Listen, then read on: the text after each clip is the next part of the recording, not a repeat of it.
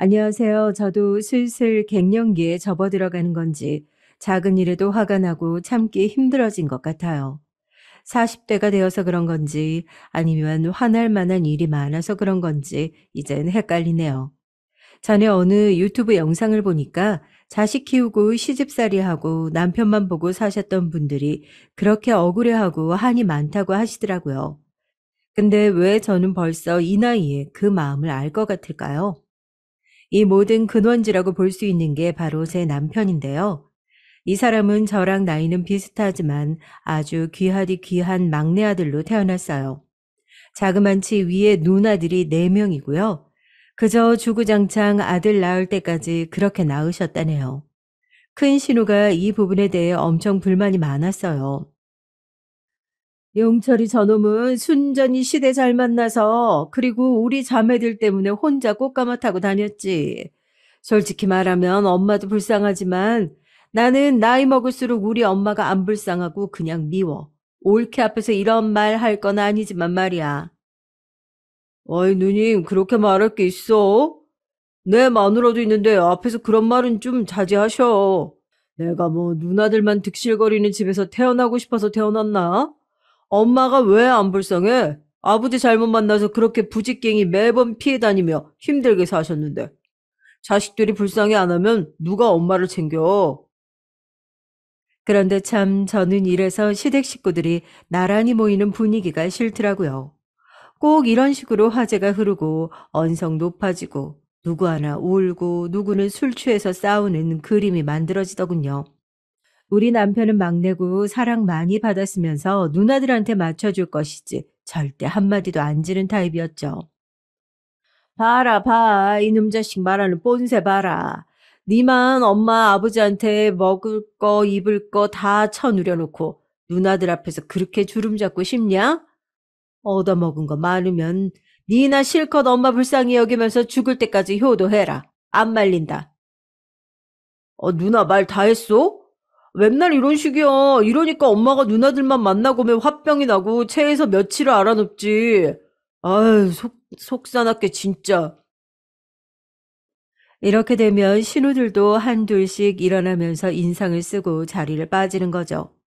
근데 이때는 분위기가 남달랐던 게 막내 신우가 절 부르더니 이렇게 말하더라고요. 옳게, 이번에 큰언니 분위기가 심상치 않아. 언니도 엄청 벼르고 왔어. 엄마랑 용철이 둘 다 뒤엎는다고 하는 걸 우리가 한창 말렸다? 그런 개싸움 안 되려면 한동안 얼굴 안 보는 게 낫겠어. 옳게는 말이 통하는 사람이니까 이렇게 말하는 거야. 암튼 우리 슬슬 일어날게. 그러면서 파하는 분위기였고 남편은 화가 나서 자기 누나들 배웅도 안 하더라고요. 그런 남편을 보면서 신우들은 주절주절 욕 비슷한 소리들을 하고 어머니는 진즉 취해서 안방에 아주 뻗어버리셨어요. 하지만 그 뒤치다꺼리를 다 하는 제가 이 그림 안에서 제일 불쌍한 등장인물 아닐까요? 저러고들 다 밀물 썰물 빠지듯 사라지면 남편은 그냥 자기도 안방 가서 벌렁 드러눕거든요. 하여간 누나들만 만나면 이렇게 속에서 열불이 더 올라와. 당신 벌써 창 다 치웠어? 아이 좀 주전버리로 먹을 만한 것 다시 조그맣게 차려와봐. 엄마 일어나시면 한 잔 더 하게. 이런 얘기를 들으면 전 이제 속에서 불이 막 올라오는 거예요. 예전엔 저도 고분고분한 새댁 시절이 있었고 그때야 세상 순하게 다 맞춰줬죠. 먹고 싶으면 당신이 차려 먹어. 나 지금 여기 상 치우느라 허리가 휘게 생겼는데 어쩜 그러냐? 같이 좀 나와서 도우라고. 아유, 이렇게 밥상 받을 때마다 눈치를 보고 빌어야 되겠어? 됐어. 필요 없어.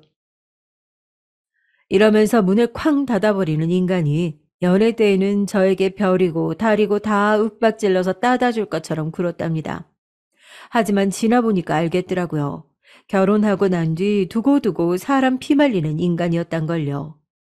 앞서 말한 저런 일들이 몰아치고 난 뒤 이후로 명절이라든지 가족 행사가 되면 신우들은 전부 손을 떼버렸어요. 말했잖아 옳게. 나는 이제 엄마네 안 가. 엄마랑 영 끊었어. 용철이 보고 알아서 엄마 잘 모시라고 해. 내가 엄마 때문에 그놈한테 별소리를 다 들은 거 생각하면 진짜 아휴, 그 녀석 똥기저귀 갈아주며 나도 못 가는 대학 그놈은 보내고 얼마나 서름을 당했는지 웃기지도 않아. 큰 신우 작은 신우 그 밑은 더 볼 것도 없고요. 행사에 대해 의논 전화를 하면 하나같이 제 남편 욕만 기차게 해대더라고요. 그러면서 끝은 약속한 것처럼 이렇게 맺는 거예요. 난 몰라. 올케가 그냥 알아서 해. 하기 싫으면 안 해도 돼. 우리 엄마 엄청 대세서 오래오래 살면서 올케 괴롭힐걸. 암튼 나는 이제 모르는 일이니까 그런 걸로 연락 안 해도 돼. 이런 식으로 발을 쓱 빼버리면 저는 뭐 하고 싶어서 하나요? 자기들도 말은 딸이라서 차별당했다고 하지만 딸보다도 못하고 시대 강아지보다도 못한 존재가 며느리 아니던가요? 저도 하기 싫어서 죽겠는데 시누이들이 발을 빼니 제 일만 많아지는 거죠. 와, 진짜 누님들 한 명도 안 온다고? 미쳤네. 미쳤어. 진짜. 낳고 키워준 정도 모르는 것들 같으니라고. 그런 말 할 때가 아니고, 그래서 이번에 명절은 어쩔 거야. 어머니는 계속 음식 어쩌고 뭐 많이 해야 된다는데, 형님들도 안 온다는데, 그렇게 할 필요가 없잖아. 그러면 남편은 걷다 대고 속 터지는 소리를 하더라고요. 아, 무조건 엄마 하자는 대로 해야지 뭐. 그래야 성이 풀리는 분인데, 누님들 안 오니까 엄마는 얼마나 서운하겠어. 그렇게라도 기분 풀어드려야지. 이러면서 남편 역시 저에게 떠맡겼고 저는 수년을 그렇게 해오다 결국 골마 터지게 됐어요. 나 올해는 그렇게 못해. 어머니랑 그 산더미 같은 음식들 반년째 냉동실에서 썩지도 않고 가득 찰 그 음식들 같이 못 만들어. 나 명절 지나고 제사만 지나면 알아 눕고 못 일어나는 거 알잖아. 하여간 나는 이제 빠질 거야. 남편은 제 말에 기가 막힌다는 듯 쳐다봤고, 그래도 제가 너무 강경하게 나오니까 좀 놀란 것 같긴 하더라고요. 그래서 저는 정말 겨우겨우 결혼하고 박씨 집안 시집 와서 시달렸던 그 모든 일을 이제사 제 손에서 놓게 되나 보다 했어요. 친정엄마도 놀라셨고요. 네 시어머니한테도 그렇게 말했다고? 아이고, 참 세상이 변하긴 변했다. 나는 아무리 먹 같은 시어머니라고 해도 그렇게까지 바른 말은 못했어. 니들은 참 편하게 세상 산다. 애초에 이런 걸로 눈치를 보고 해야 되는 게 너무 이상한 거야, 엄마. 낳아준 엄마한테도 못하는 짓을 왜 남의 엄마한테 해줘야 되는데? 아무튼 이제 완전히 손 털어야지. 하지만 이게 무슨 날벼락 같은 일이냐고요. 우리 어머니의 시어머니 갑질 생명력이란 참 징글징글하게도 길더라고요. 무슨 말인가 하면 어떤 계기가 생겨버려서 놓지 못하게 되었다는 거예요. 이것도 남편이 전화해 줘서 알았고요. 저기 들었어? 엄마 다치셨대. 음식 서빙하고 나르다가 미끄러지셨나 봐. 그 번화가 쪽 식당 있잖아. 쉬엄쉬엄 일하면서 다닌다고 했던 곳 말이야. 아휴, 거기 사장님한테 전화가 와서 기절할 뻔했다니까 진짜. 아휴, 우리 어머니가 글쎄 남편이야 뭐 자존심에 쉬엄쉬엄 알바하듯 다니시는 거라고 하지만 사실 엄연히 생계 때문에 식당에서 일하시는 것이거든요. 아버님 돌아가시고 마땅한 재산도 없고 돈을 좀 헤프게 쓰시는 분이라 여유가 없어요. 암튼 거기서 생활비를 버셔야 하는데 다치셔서 일자리를 잃게 되신 거죠. 아니나 다를까 어머니는 진짜 아주 죽을 날 받아둔 사람처럼 한탄을 하시더라고요.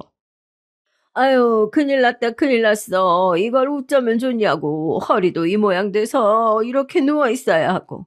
다들 나이 때문에 안 써주는 걸 거기는 그나마 나보고 젊어 보인다고. 어? 계산 빠르다고 시켜준 건데 이제 뭐 먹고 사냐? 어? 자식들 다 시집장가 보내고 남아있는 건 연립 하나뿐이고. 아유, 나 못 산다 진짜. 이렇게 얘기를 들으니 어머니에겐 슬픈 소식이긴 하지만 저는 어쩔 수 없이 머리가 막 굴러가는 거예요. 아휴, 아프신 어머니 뒤치다꺼리는 또 아무도 안 하려고 들겠지. 연로하신 노인네에게 생긴 사고 특성상 미루고 빠질 수도 없겠지. 이런 거 말이에요. 저의 이런 염려는 하나도 오바스러운 게 아니었고 정말 한치도 엇나가지 않고 그대로 들어맞았어요. 엄마 저렇게 아프셔서 어떡하지? 아, 움직이지도 못하시고 생활비도 이제 부족하시고 맨날 괜찮다고 하시지만 솔직히 먹고 사는데 지장 많으실 거야. 누님들이 도통 한 명도 엄마를 돌볼 생각을 안 하잖아. 그, 그래서 말인데, 여보, 혹시 나한테 뭐 어떻게 하라고 부탁할 거 아니지? 나도 슬슬 이제 일 시작해야 돼. 나는 이미 제사도 그렇고 이것저것 다 손 안 대고 나오고 싶단 말이야. 그러자 남편은 역시나 예상한 대로 아픈 노인네의 상황을 들먹여가며 막 화를 내더라고요. 아, 그럼 엄마를 저렇게 놔두자는 거야? 당신 진짜 너무하다. 70 가까운 노인네가 다쳐서 밥도 못 얻어먹고 집에 저러고 있는데 그걸 그냥 놔두고 잠이 와? 아, 나는 안 된다니까. 아, 형님들한테 말을 하라고. 그 많은 핏줄들 놔두고 왜 나한테 자꾸 이러냐고. 당신은 우리 친정에 뭐 얼마나 관심이 있는데? 이러면서 우리의 싸움은 깊어졌지만 이상하게 남편이 물러날 기미를 안 보이더라고요. 그러면서 냉전이 하루 이틀에서 쭉 이어지고 하필 이때 우리 친정 행사도 있어서 더 불편했습니다. 결국 제가 먼저 말을 걸어야 했고 이래저래 말을 트게 됐는데 거기서 남편은 충격적인 말을 했답니다. 와, 아니, 우리 친척 언니 결혼식 하나 가주는 거면서 어떻게 거기서 이렇게 거래할 생각을 해? 내 남편으로 가는 거 하나가 그렇게 생색낼 일이야? 뭐? 이거 가줄 테니까 어머니를 우리 집에서 모시자고?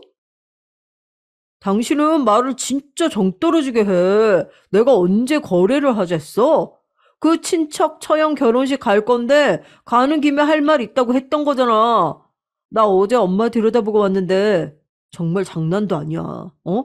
냉장고 꼴도 말도 아니고 그 집 정리하고 우리 집에 모시는 것도 나쁘지 않잖아. 저는 이 말을 들으니까 하늘이 노래지더라고요. 일단 가족 행사가 있으니 어찌어찌 다녀왔지만 가서도 애가 보채고 울어대고 남편은 저한테 바라는 게 있어서인지 우리 가족들한테도 능글맞게 인사를 엄청 해대는 거 있죠. 결국 돌아오는 차 안에서 저는 암만 생각해도 이건 아니다 싶어서 선을 그었습니다. 모시고 오는 건 못해.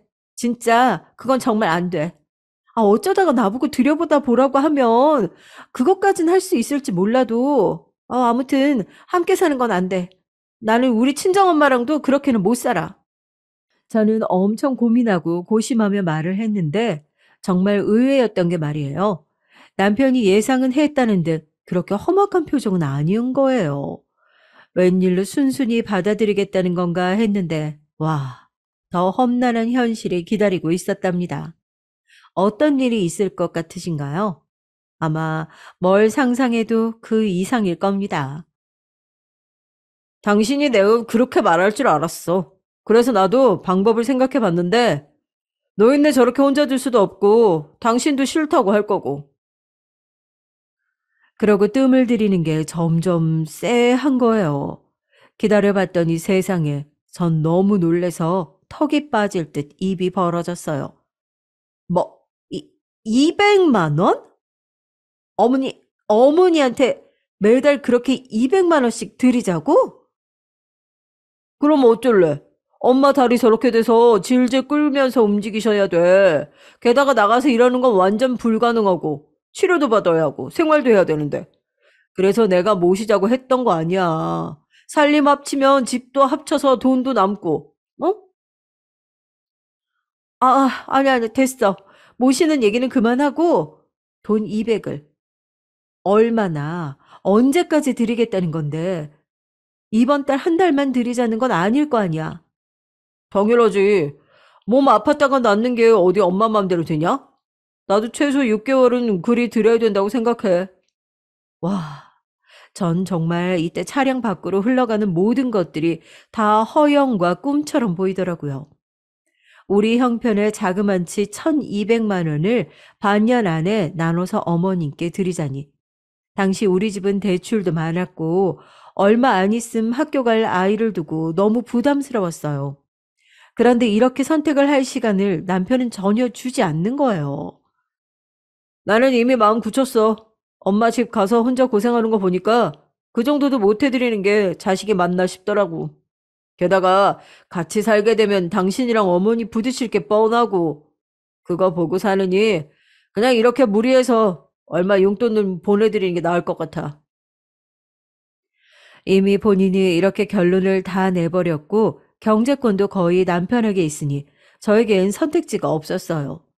제가 계속 싫다는 표정을 지었더니 그럼 모실 거냐면서 버럭 화를 내니까요. 매달 용돈 드리는 자리에서 당신도 같이 갔으면 좋겠어. 가서 엄마 어떻게 하고 계시는지 들여다도 좀 보고 자꾸 우리 누님들 얘기 꺼내서 일 복잡하게 만들지 말고 당신은 며느리로서 도리만 하면 되잖아. 이때 저는 도저히 반박할 말이 없어서 그냥 있었고요. 아무튼 그 뒤로 어머니께 몇 번 용돈 드리러 갈 일이 있었지만 저렇게 말해놓고 막상 안 부르더라고요. 어머니한테 간다지 않았어? 나랑 이준이도 같이 가야 하나? 갈 때 뭐 죽 같은 거 사가면 될까? 반찬 좀 해둔 거 있는데. 근데 남편은 의외로 그냥 혼자 간다는 거예요. 저야 뭐 따라갈 필요 없어서 좋긴 했죠. 됐어. 당신 어차피 엄마한테 가는 거 귀찮을 거 아니야. 나 혼자 다녀올게. 반찬은 따로 싸줘. 나중에 전화나 드리던지 해. 말 맞다나 저도 솔직히 가고 싶지 않았어요. 전 어머니한테 개인적으로 받은 상처가 있고 어머니는 진짜 말이 세신 분이거든요. 가서 잔소리들을 생각하니 이렇게 남편 건너서 전달하고 끝내고 싶었죠. 당시에는 저희 아빠도 돌아가신 지 오래되지 않았고 저희 엄마도 꽤 허전해 하실 때였는데요. 저는 저희 친정엄마한텐 자주 갔었어요. 이걸 남편이 꼬집어 뭐라고 하더라고요. 당신, 장모님한테는 그렇게 밥 먹듯 드나들면서 우리 엄마한테 전화는 해본 거야? 반찬이랑 몇 가지 딱 만들어주고 너무 안 들여다보는 것 같다. 아유, 진짜 시집살이는 남편이 시킨다고 엄청 간섭질을 하더라고요. 저도 이런 상황이 반복되다 보니까 고민이 커졌고, 이전에 그만뒀던 직장 언니에게 상담을 했어요. 저 복직하기에는 이미 시기가 늦었고, 비슷한 계열사로 면접 봐서 들어가려고 하는데, 언니 어떻게 생각해요? 집에만 있으니까 자꾸 남편이 무시하는 것 같고, 제 인력이 남아돈다고 생각해요. 이걸 자꾸 시댁에 쏟아붓길 바라더라고요. 이준이는 친정엄마 누구한테 맡길 수 있는 거야? 그것만 해결된다면 빨리 일하는 게 나아. 남자들도 여자가 일한다고 하면 나중에 본인이 기댈 거 생각해서 함부로 못하거든. 사실 이 무렵 때 남편이 저한테 은근슬쩍 맞벌이를 권유하기도 했었기 때문에 저도 약간 오기가 생겼어요. 나 이제 일하기 시작할 거야. 예전에 알던 직장 언니가 두어 곳 소개시켜줬는데 한번 면접 봐보려고. 그래, 잘 생각했어. 당신도 이준이 저만치 컸으니 당연히 일할 때가 됐지. 나도 혼자 벌어서 생활하는 거 좀 버겁고 부담됐었어. 집에 있으면서 나만 바라보지 말고 당신도 이제 슬슬 일해. 참, 이런 대화를 하고 나니 저는 괜시리 좀 서글퍼지더라고요. 여기까지 제 얘기 들어주신 분들이 볼 때 우리 부부 사이에 어떤 애정 같은 게 느껴지기는 하시나요? 그냥 정말 어떤 기업체를 운영하는 것처럼 뭔가 목적을 갖고 그게 달성되기 위해 퍼즐들처럼 맞물려서 사는 것 같아요.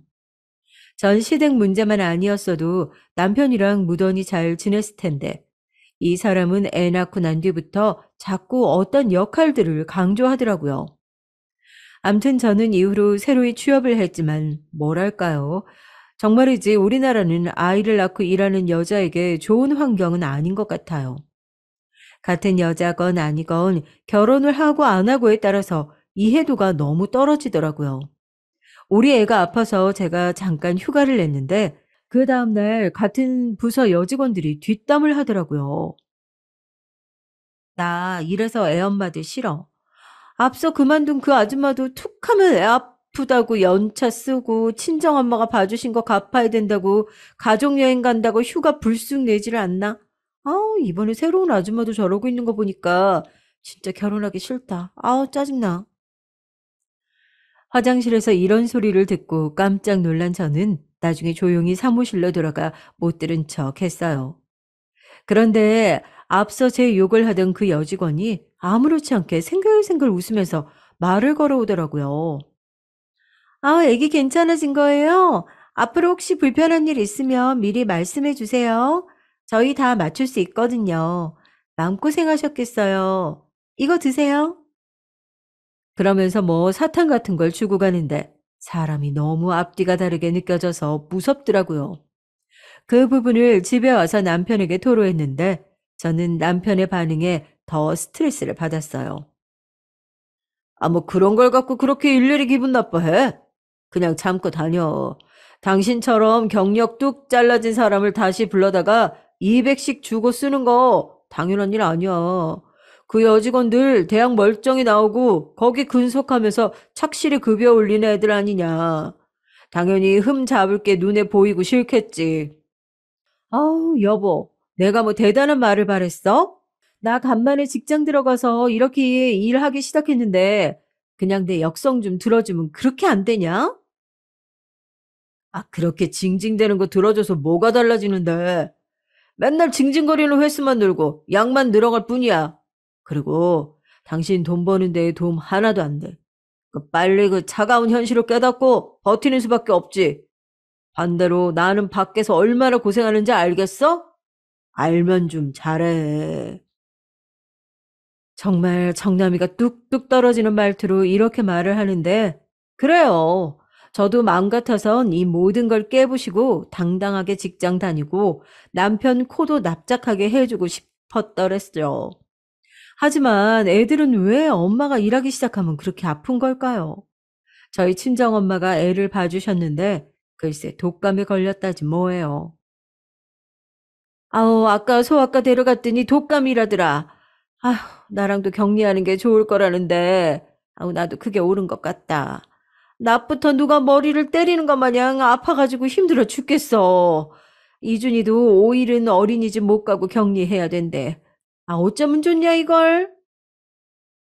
결국 저는 이걸로 실랑이를 벌이고 어떻게 막아보려고 하다가 친정엄마가 폐렴까지 확장돼서 입원하게 되시면서 제 손으로 사직서를 내게 됐습니다. 남편도 이땐 한숨을 푹푹 쉬며 어쩔 수 없겠다 포기를 하더군요. 별 수 없지 뭐 어떡해. 그리고 참 당신도 시간 되면 엄마한테 좀 다녀와 줄 수 있어? 아니 저 장모님 돌봐드리고 시간 되면 가달란 얘기야. 내가 지난달 첫 주인가 가고 엄마한테 못 갔거든. 반찬 혹시 먹을 만한 거 있으면 좀 갖다 드리고. 솔직히 기분 좋은 제안은 전혀 아닌데 저도 어머니 댁에 너무 안 가보긴 했거든요. 그래서 그냥 저희 엄마 드릴 거 한 번에 만들 겸 휘리릭 반찬 4~5가지 정도 했죠. 그래서 재빠르게 어머니께 갔는데 저는 여기서 꽤 충격적인 얘기를 듣게 됐답니다. 네?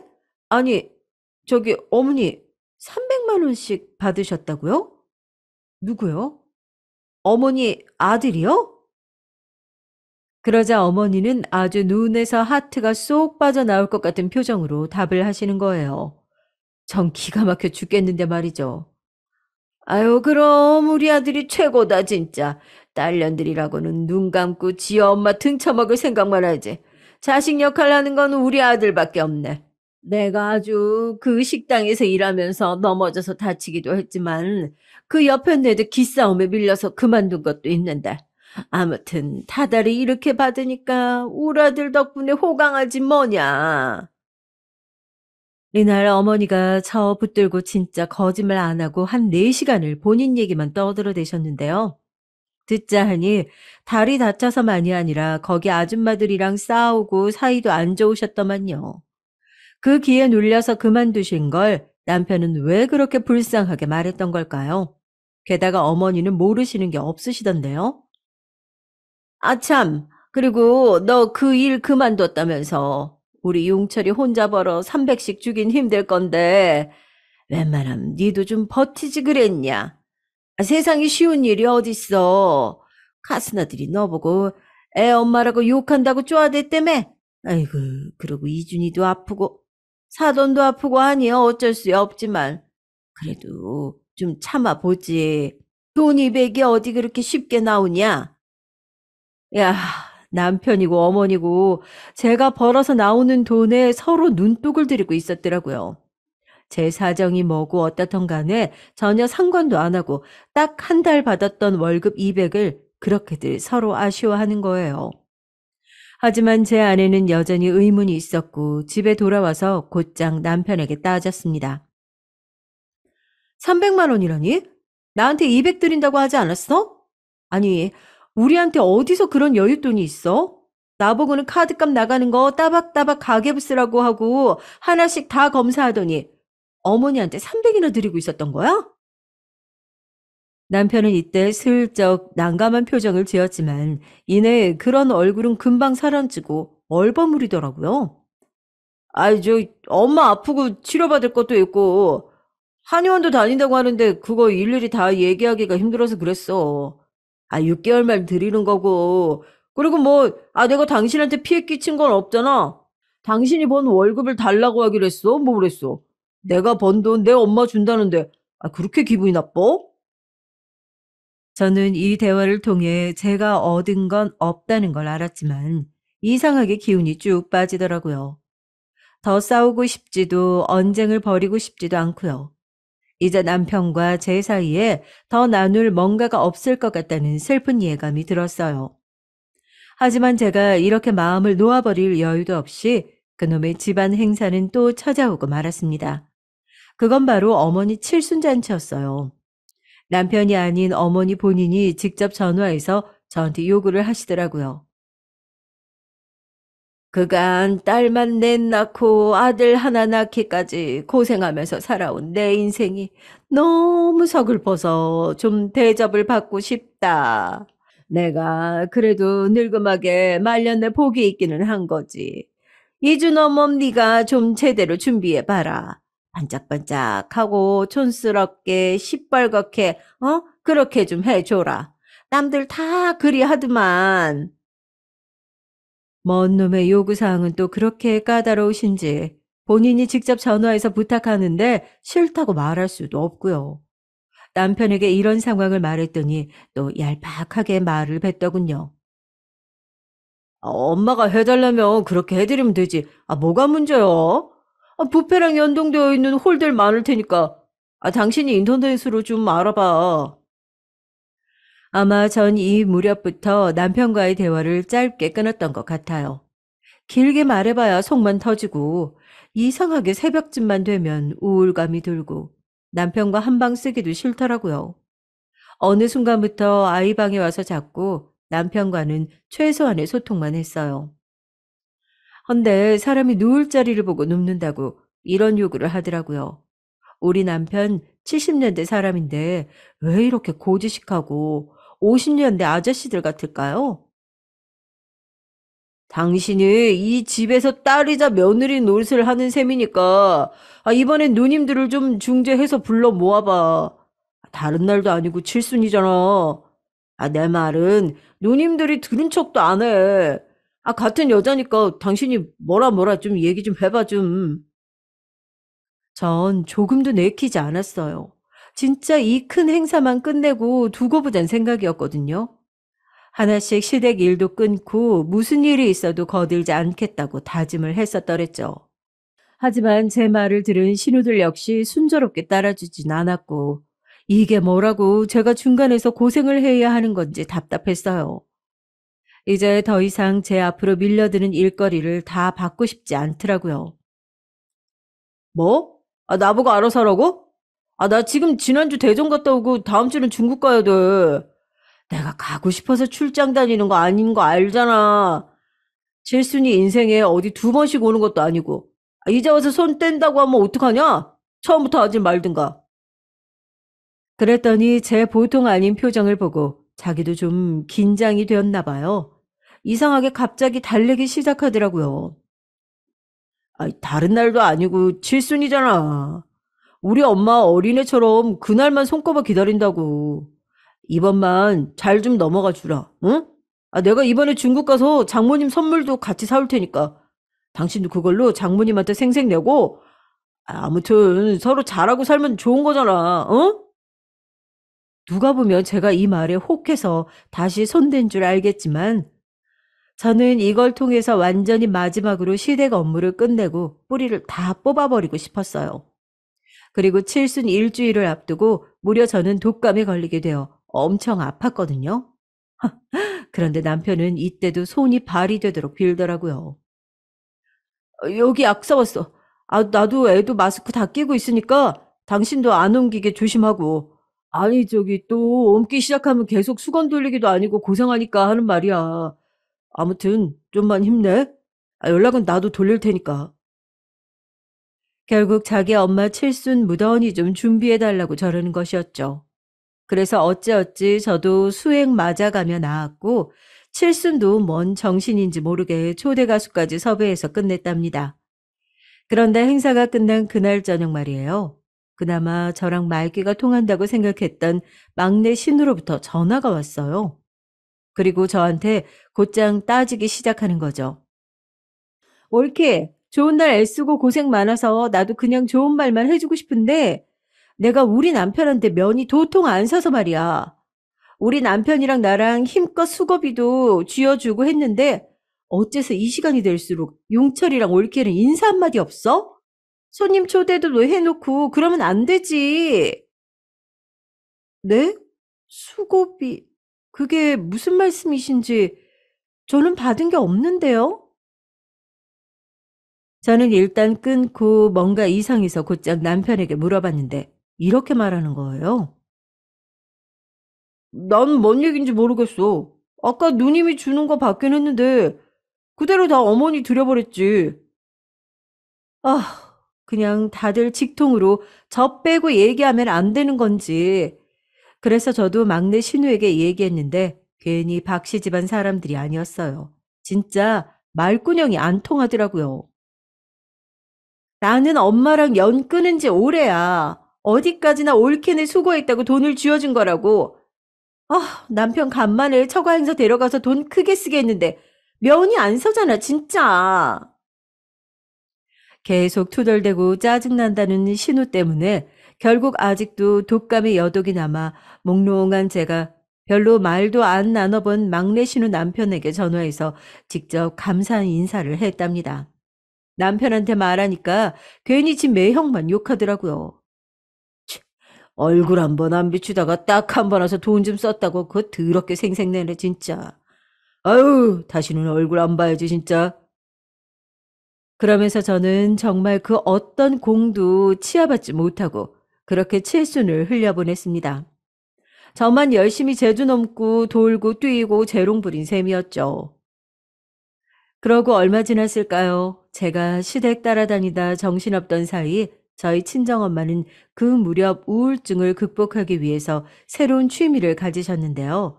바로 산악회 모임에 들어가셨더라고요. 아, 이번엔 여기서 다 같이 지방으로 놀러 가기로 했어. 딱 한 번 금방 다녀왔는데 진짜 너무 재밌는 거 있지. 나도 나이 먹어 자식들한테 데려달라고 하기도 좀 그렇고 우리 또래들끼리 길눈 밝고 똑똑한 사람들이랑 같이 다니니까 너무 좋다, 야.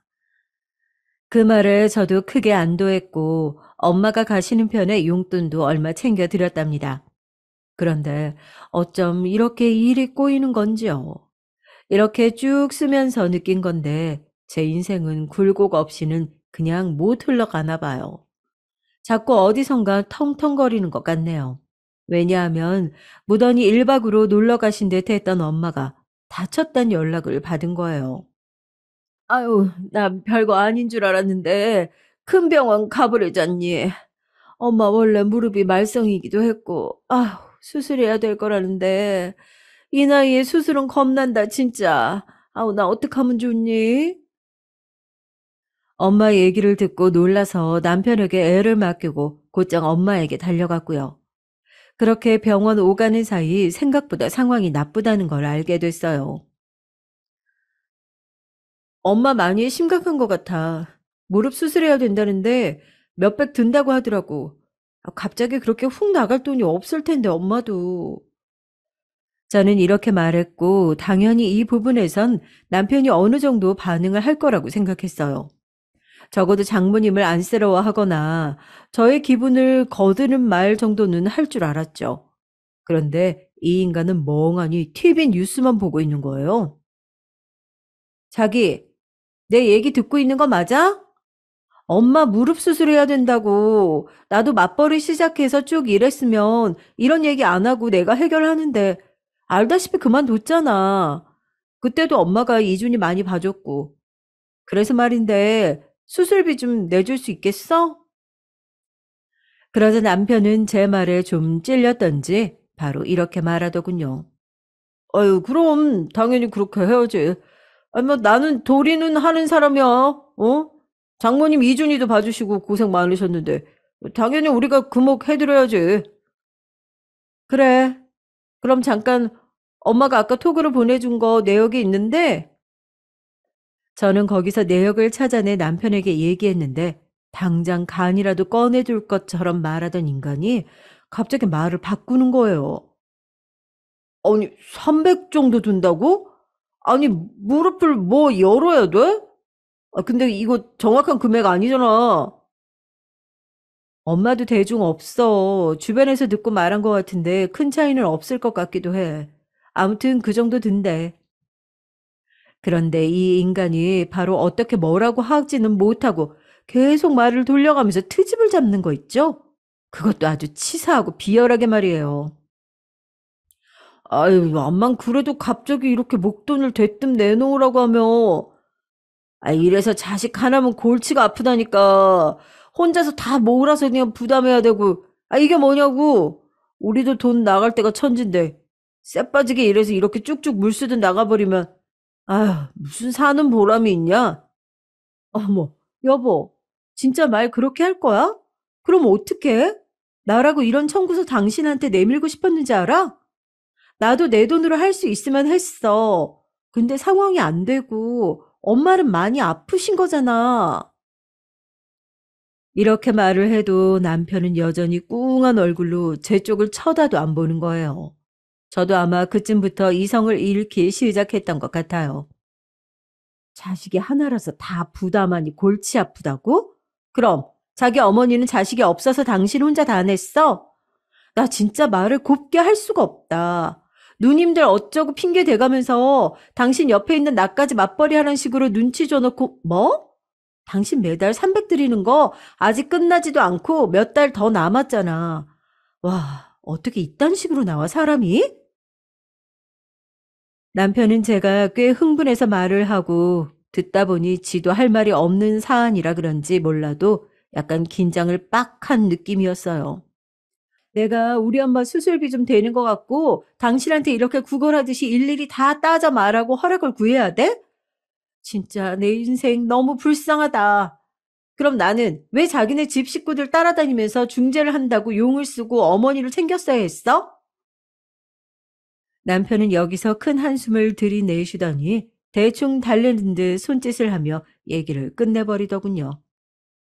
됐어, 됐어. 이제 그만 알았으니까 더 얘기 안 해도 돼. 우선은 내가 돈 100만 원은 어찌어찌 만들어 보내줄 테니까 나머지는 기다려봐. 갑자기 달라고 하면 어떡하냐? 이러면서 막판에 짜증을 내며 얘기를 끝내버리더라고요. 저도 그러면 안 됐는데 하도 너무 속상해가지고 저희 친정엄마한테 이런 얘기를 다 했어요. 나쁜 놈 같으니라고. 나는 지네 엄마며 누나들 싸움에 그렇게 끌고 다니면서 이용해 놓고 진짜 나쁜 놈이야. 벌 받아야 돼, 그놈은. 아휴, 됐다, 됐어. 그럴 것 없어. 내가 내면 돼. 적금 하나 깨면 될 거야.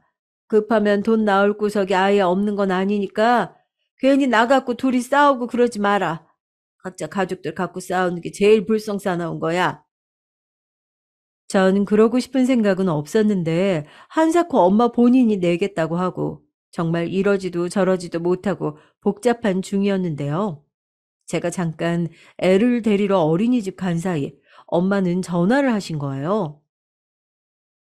너 공연히 내 수술비 갖고 박사방이랑 싸우고 그러지 마. 엄마 그런 걸로 사위덕 보고 그러고 싶지도 않고 하나도 안 필요해. 그 딸 사위 싸워가지고 그거 결제해주면 내가 치료하면서 뭐 마음이 편하겠니? 그 전혀 신경 쓸 거 없으니까 걱정하지 마. 급기야 엄마가 이렇게 알아서 하게 됐고 남편은 나중에 집에 돌아와서 돈 얘기는 아예 다 까먹고 있더라고요. 저 보자마자 한 얘기가 이거였거든요. 내가 생각해봤는데 암만 해도 그때 막내 누나 그러고 간 거 마음에 좀 걸려.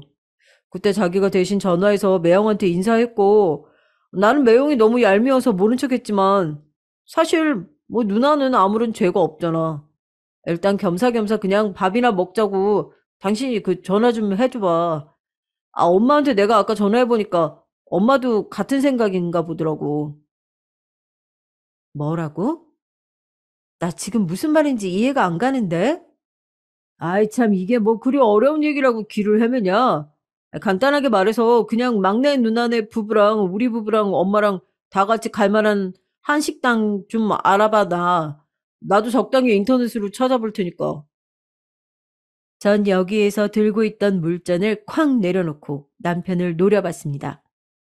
내가 지금 막내 형님 어쩌고 한 얘기를 못 알아들어서 되묻는 것 같아? 진짜 뻔뻔하고 배려 없다 당신. 나랑 요 앞전에 뭔 얘기하다가 끝났는지 생각도 안 나나 봐. 그러자 남편은 그제서야 누나를 굴리는 듯 하더니 진짜 얼굴에 느낌표가 그대로 뜨는 것 같더라고요. 이제 생각났냐? 우리 엄마 아픈 걸로 그렇게 옥신각신 해놓고 아예 뇌에서 다 지워버렸나 보다. 내가 당신 엄마 그렇게 대하면 가만히 안 있었을 거면서.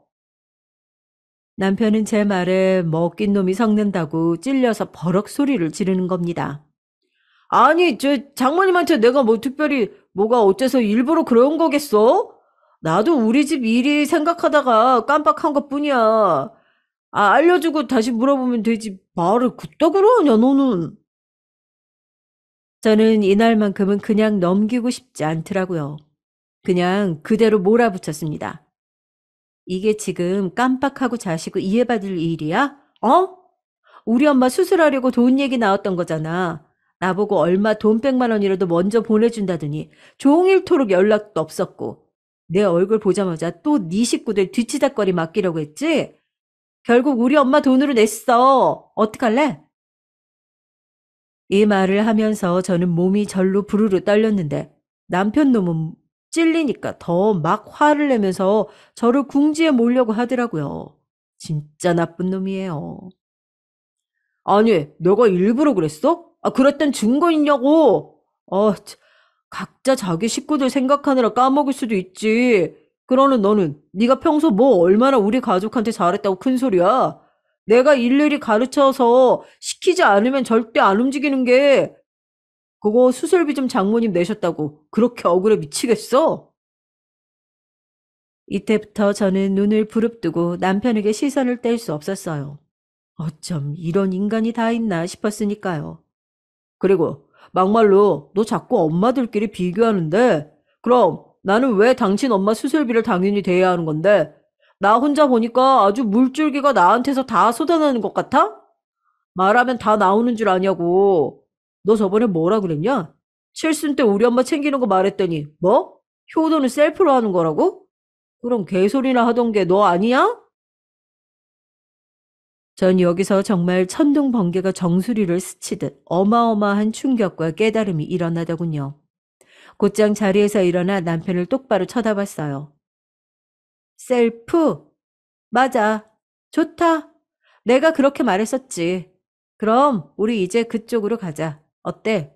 각자 부모님께 잘하고 셀프로 효도하고 효도한 만큼 본인 부모한테 받아먹으면서 각자 인생 살자고.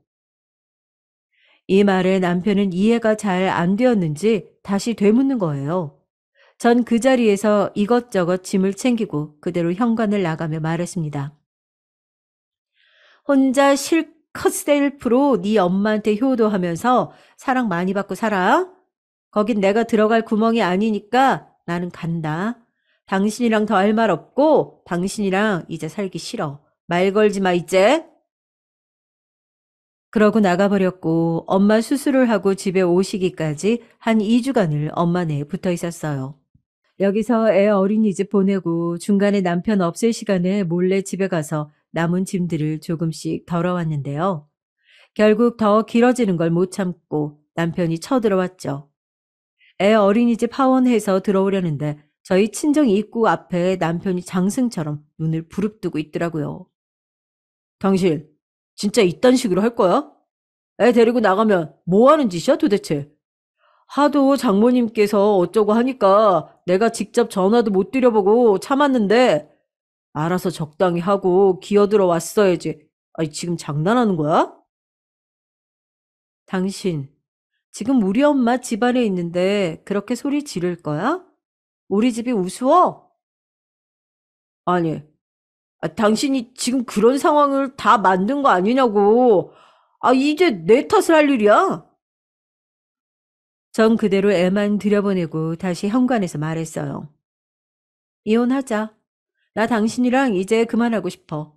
내가 일주일이고 이주일이고 안 들어가는 건 다 이유가 있는 거지. 들어가서 다시 살 것 같았으면 왜 나왔겠어? 나 생각 많이 해봤는데 암만 생각해도 당신이랑 사는 거 손해야. 그만할래. 뭐 잘못 먹은 것도 아니고 왜 그런 소리를 하는 거야 지금? 웃기지 좀 말아줄래? 이혼은 무슨 씨나라 까먹는 소리를. 남들이 여기저기서 주제넘게 이혼하는 소리 하니까 당신도 뭐 맘만 먹으면 할 수 있는 줄 알았어? 장모님 수술비도 없어서 나한테 깽판 치다가 나가버린 주제에 이혼 같은 소리하고 앉았네. 뭐? 내가 이혼을 왜 못하는데?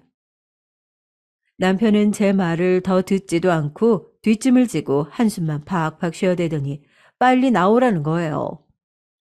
됐고 서로 힘 빼지 말고 애도 그만 고생시키고 장모님도 불편하게 하지 말고 나와. 당신만 똑바로 하면 모두가 행복해. 뭔 말인지 알지? 어이가 없네. 언제부터 그렇게 우리 엄마를 걱정해 주셨대? 뭐? 이혼할 주제가 안 돼? 그럴 주제가 되는데 당신보다 낫지.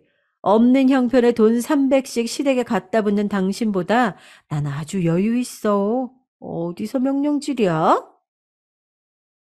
이걸 진짜. 존말할 때 빨리 들어가서 애 데리고 챙겨서 나와. 더 큰 소리 안 나게. 이야, 이 인간 이자분이 더한 짓도 저에게 하겠더라고요. 저는 번뜩 생각난 게 있어 후다닥 들어가서 엄마에게 말하고 그걸 챙겨 나왔죠. 남편은 지 기준에서 제가 정신 차린 줄 알고 팔짱을 끼고 입구 앞에 서 있더군요. 뭐야, 애는? 왜 혼자 나와? 짐이랑 다 갖고 나오라니까. 이거나 볼래? 당신 주제 파악 시켜줄 종이야. 보고 화병 나서 찍고 그러면 큰일 난다, 당신. 적당히 보고 돌려줘. 그러고 전 서류를 남편에게 내밀었고 남편은 오만상을 찌푸리며 그걸 받아보더군요. 이게 뭐야, 땅이. 이거 무슨 몰래카메라도 아니고 이게 아니, 나보고 이거 어쩌라는 거야? 전 그걸 다시 훅 뺏어서 등 뒤로 돌리고 쏘아붙였어요. 뭐긴 뭐야? 당신 주제 파악해주는 종이라고. 이 쪽지 부지 땅 우리 엄마 거라고 적혀 있지? 안 읽었어? 읽어놓고 왜 모른 척해? 현실 부정하고 싶어 죽겠지? 그러고 전 다시 숨을 헐떡여가며 마구마구 쏟아냈어요. 야, 우리 엄마한테 그깟 수술비 안 들여도 물려받을 돈이 300억대 재산이 있어. 뭐? 이혼할 주제? 세상에 그런 말도 그런 자격도 필요하냐? 당신이나 앞길 잘 살 생각이나 해. 그간 그렇게 어머니한테 올인했으니까 알곡같이 다 모아주셨을래나 몰라. 그 돈 천 얼마 나중에 받아다가 영원히 엄마 꽁문이나 쫓아다니면서 쳐 살아. 다신 여기 얼씬거리지 말고. 그러자 남편은 눈동자가 엄청나게 흔들렸고 막 입에 거품을 물더라고요. 다, 당신 미쳤어? 어디다 대고 말을 지금 굿떡으로. 미치려면 곱게 미쳐. 왜? 현실을 지금 눈으로 보고 나니까 실감이 안 나지? 평소에 내가 얘기한 게 없으니까 몰랐겠지. 엄마 재산은 엄마 거고 나는 나고. 그렇게 열심히 살았건만 당신 아주 나를 천혜고아처럼 부려먹으려고 들더라? 그리고 뭐? 자식 하나라 지질의 궁상으로 부모한테 다 쏟아박는다고 했지?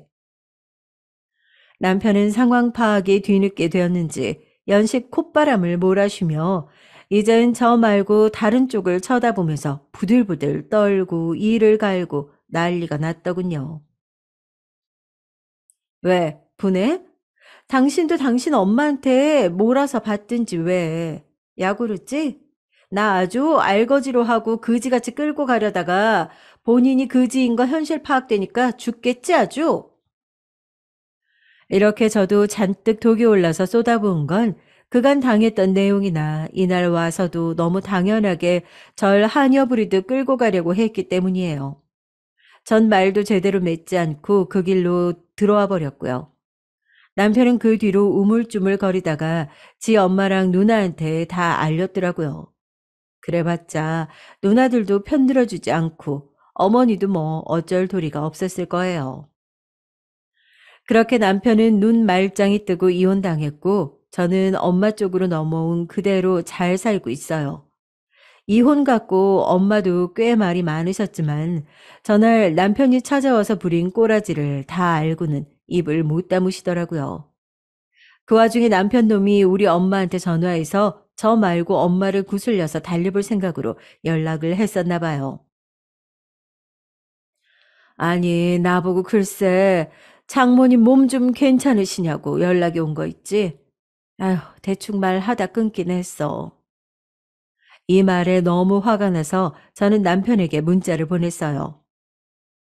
당신 한 번만 더 우리 엄마 쪽으로 개수작 부리면 애도 못 보고 더 추한 꼴 당할 줄 알아. 접근 금지야. 이쪽에 그 누구에게도 내가 먼저 하기 전까지 하지 마. 알았어? 그래서 남편은 세상 지 발밑에 두고 저를 골려먹고 함부로 대하다가 역공격을 당했고요. 다 쓰러져가는 그 연립에서 자기 엄마랑 단둘이 아주 오붓하게 잘 살고 있답니다. 당연히 어머니는 아들로부터 받았던 그 월 300씩의 용돈을 모아두었을 리 따위 없었고요. 싹 다 탕진해버려서 아들이랑 세상 그런 원수가 없는 지경이 되었다네요. 이것 역시 그나마 연락해왔던 막내 신우 통해서 들었어요. 내 동생이지만 나도 더 얘기 못하겠다. 그냥 내 말은 그렇다는 거야. 옳게도 그간 애썼어. 그럼 잘 지내. 앞으로도 연락할 일은 없겠지만 건강하고. 그렇게 마무리를 맺었네요. 처음부터 끝까지 이 집에서 유일하게 저랑 말이 통하는 사람은 이 막내 신우밖에 없는 것 같아요. 아무튼 저는 엄마의 땅은 그렇다 치고 당장 어떻게 굴릴 계획이 있는 건 아니기 때문에 한동안은 엄마와 저와 아이 3대가 같이 맞물려서 방안을 고민하고 있어요. 새로 집을 얻어야겠다는 생각이 들어서 다른 지역 쪽으로 부지런히 집을 알아보러 다니고 있죠. 원래 저희 엄마는 사위 있을 때 같이 얘기해서 알리고 싶어 하셨지만 저는 절대 땅 얘기를 사전에 미리 오픈하지 않기를 바랬거든요.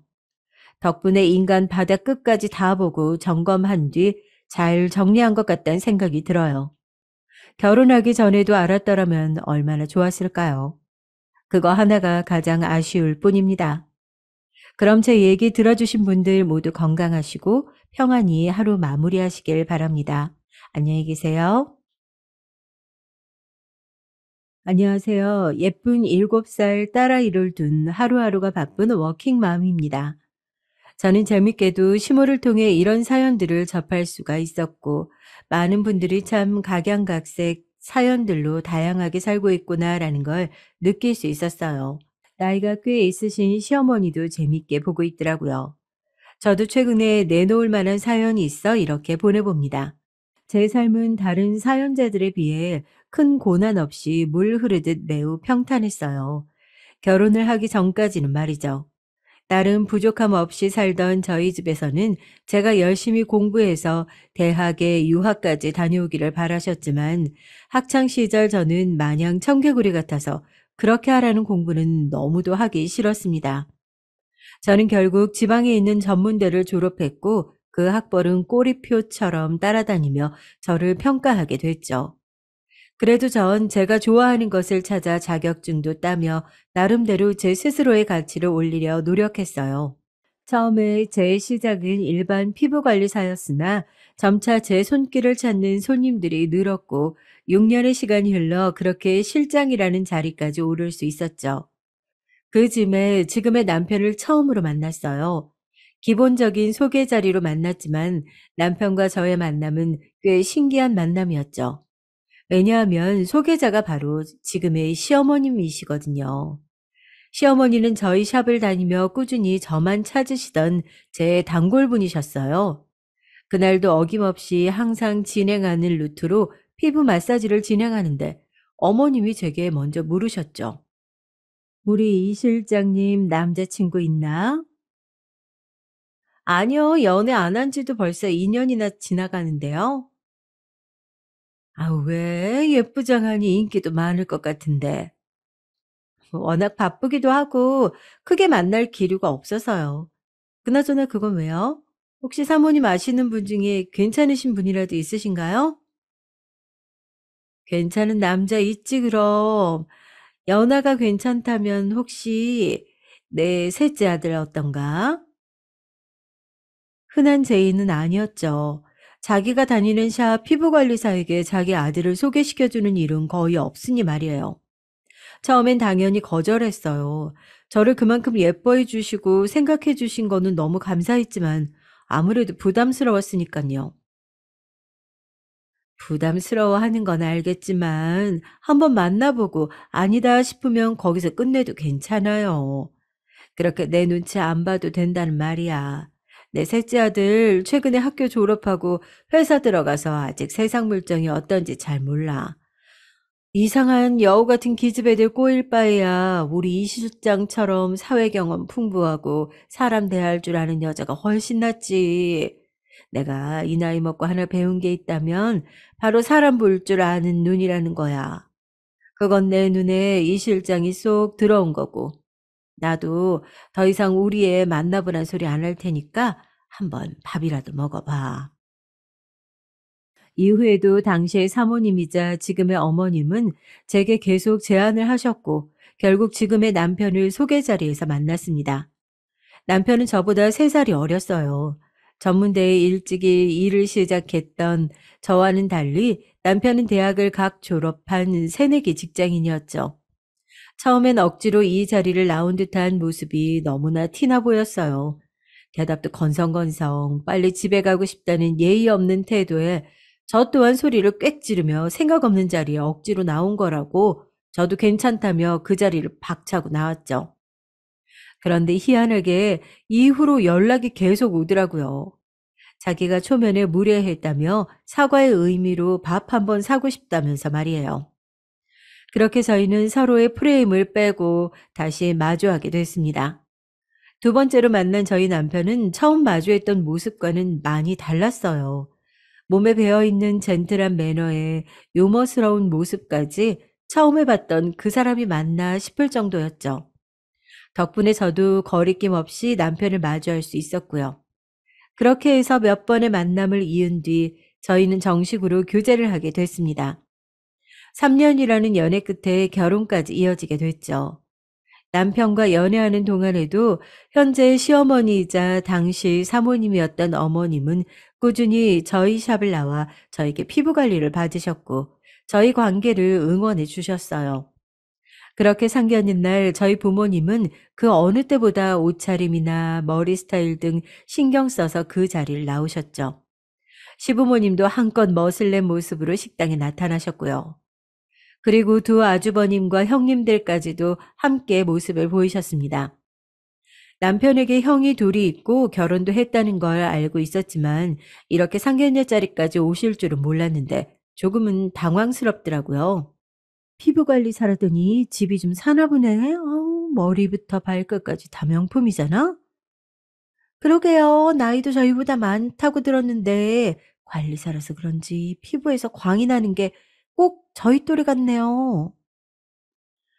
두 예비 형님들이 수군대며 하는 얘기를 들은 저는 똑똑히 들을 수 있었어요.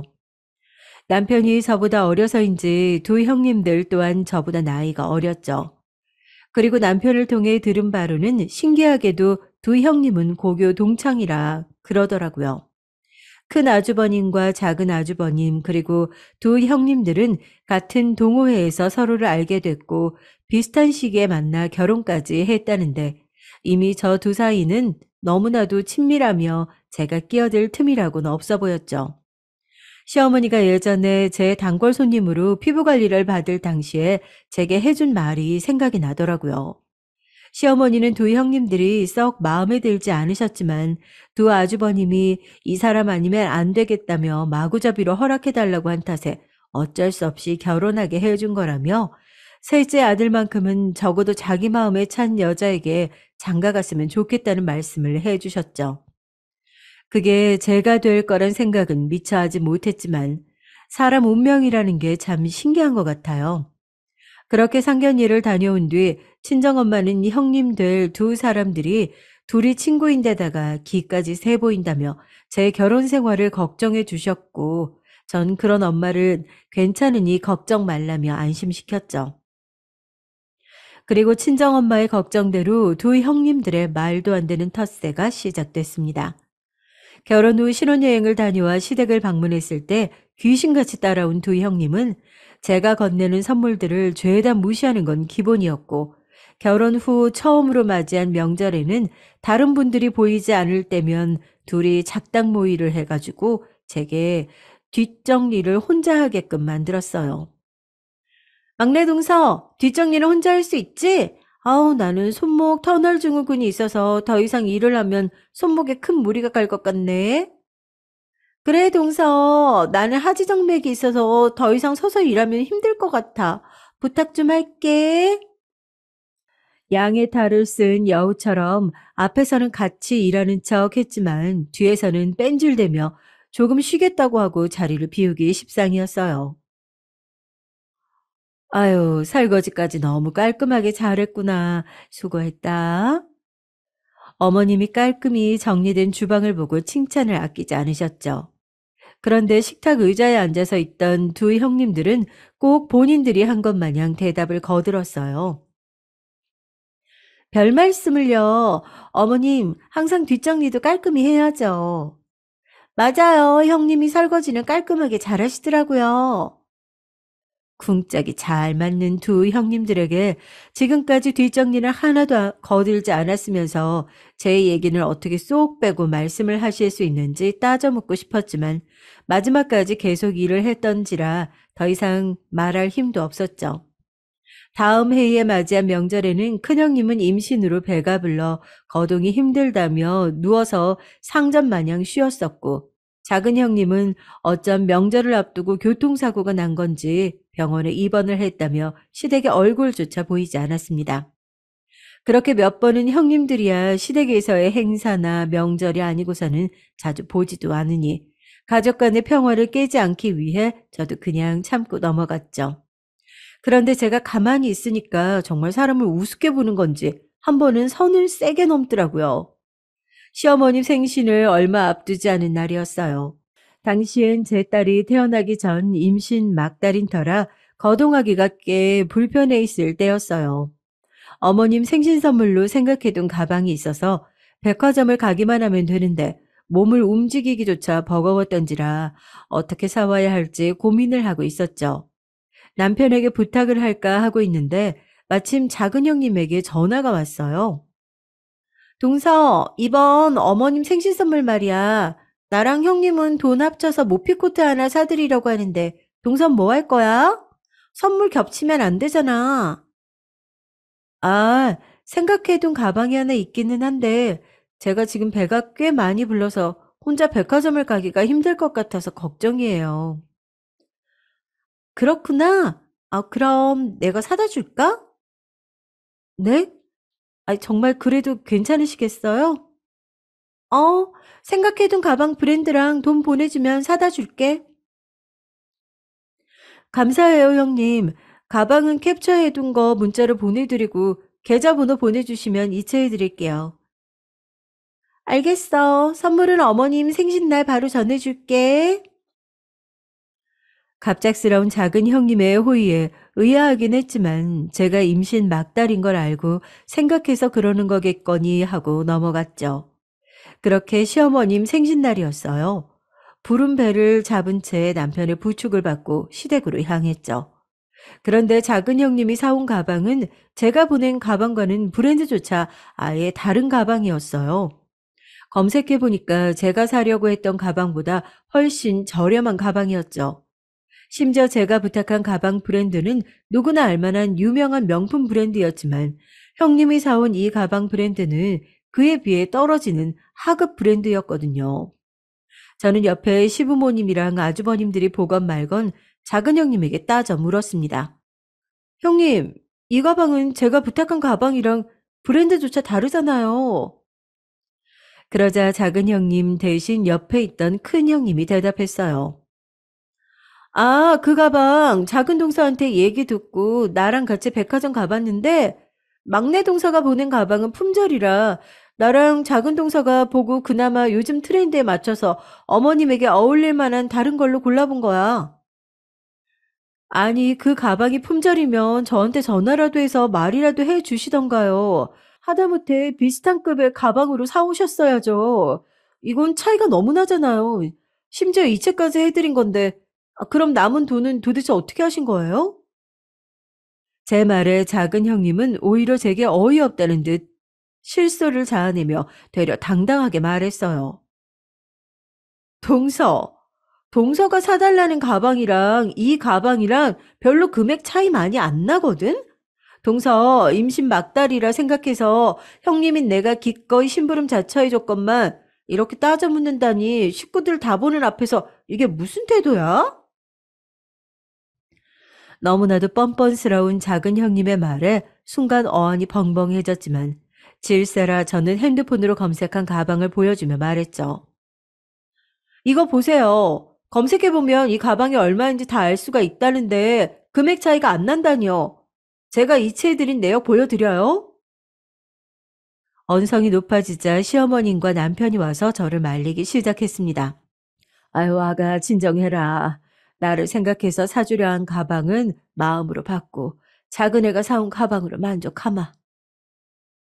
그래, 여보.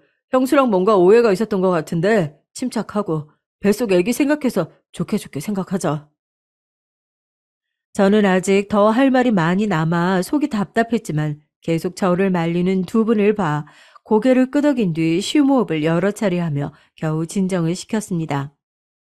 이후 집에 들어와서도 분이 풀리지 않아서 작은 형님에게 연락해 구매해온 가방 영수증과 입금해준 금액의 남은 차액을 이체해달라며 계좌번호까지 같이 문자로 보냈죠. 그런데 오라던 작은 형님에게 연락은 안 오고 작은 아주버님에게 남편 핸드폰으로 전화가 왔어요. 저는 남편에게 스피커폰으로 받아보라고 시키고는 무슨 얘기를 하나 들어봤죠. 야, 그 재수 씨 도대체 왜 그러는 거야? 뭐가? 우리 와이프가 뭘 어쨌다고. 사오라고 부탁했던 가방 말고 더 저렴한 가방 사와서 남은 차액 이체해달라는 건데 뭐가 문제야? 야, 그 가방 금액도 별로 차이 안 나더만. 아, 그리고 재수 씨가 금액이 조금 남으면 그걸로 맛있는 거라도 사 먹으라고 했다던데? 야, 가족끼리 이제 와서 쪼잔하게 다시 돌려달라고 난리고. 아, 왜 그러는 거야? 듣는데 너무 황당하고 어이가 없어서 당장이라도 남편의 핸드폰을 뺏어들고 그런 적 없다고 소리치고 싶었죠. 애초에 부탁한 가방 금액에 맞춰 이체를 해줬을 뿐더러 남으면 맛있는 거라도 사 먹으라 했다니 저는 전혀 그런 말을 한 적이 없는데 안 봐도 작은 형님이 작은 아주버님에게 거짓말로 속인 게 분명하다 싶었습니다. 이후 제 눈치를 살피던 남편은 작은 아주버님에게 다시 연락을 하겠다며 전화를 끊었고 속상해하던 저를 토닥여 주었어요. 여보, 자익은 그냥 형수 심부름비로 줬다고 생각하자. 더 이상 연락봤자 여보 스트레스만 받고 우리 애기한테도 안 좋을 거야. 나도 형한테 더 이상 이런 일 없게 잘 말해볼게. 애써 위로해주는 남편에게 겨우 고개를 끄덕여 주었죠. 그냥 이번 일을 계기로 더 이상 형님들에게 무슨 일이 있어도 부탁 같은 거 하지는 말자 생각하면서 넘겼어요. 그렇게 시간이 흘러 저는 하나뿐인 제 딸을 낳았고 더할 나위 없이 행복한 시간을 보냈죠. 밤만 되면 울어대는 딸아이 덕분에 잠을 잘 못 자는 것 빼고는 말이죠. 남편도 육아를 신경 써서 해주었고 종종 친정엄마나 시어머님이 와 딸아이를 돌봐준 덕분에 산후조리도 짧은 기간 안에 큰 무리 없이 할 수 있었고요. 그렇게 딸아이가 두 돌이 될 때쯤 저도 일을 복직하기 위해 다니던 샵에 연락을 했어요.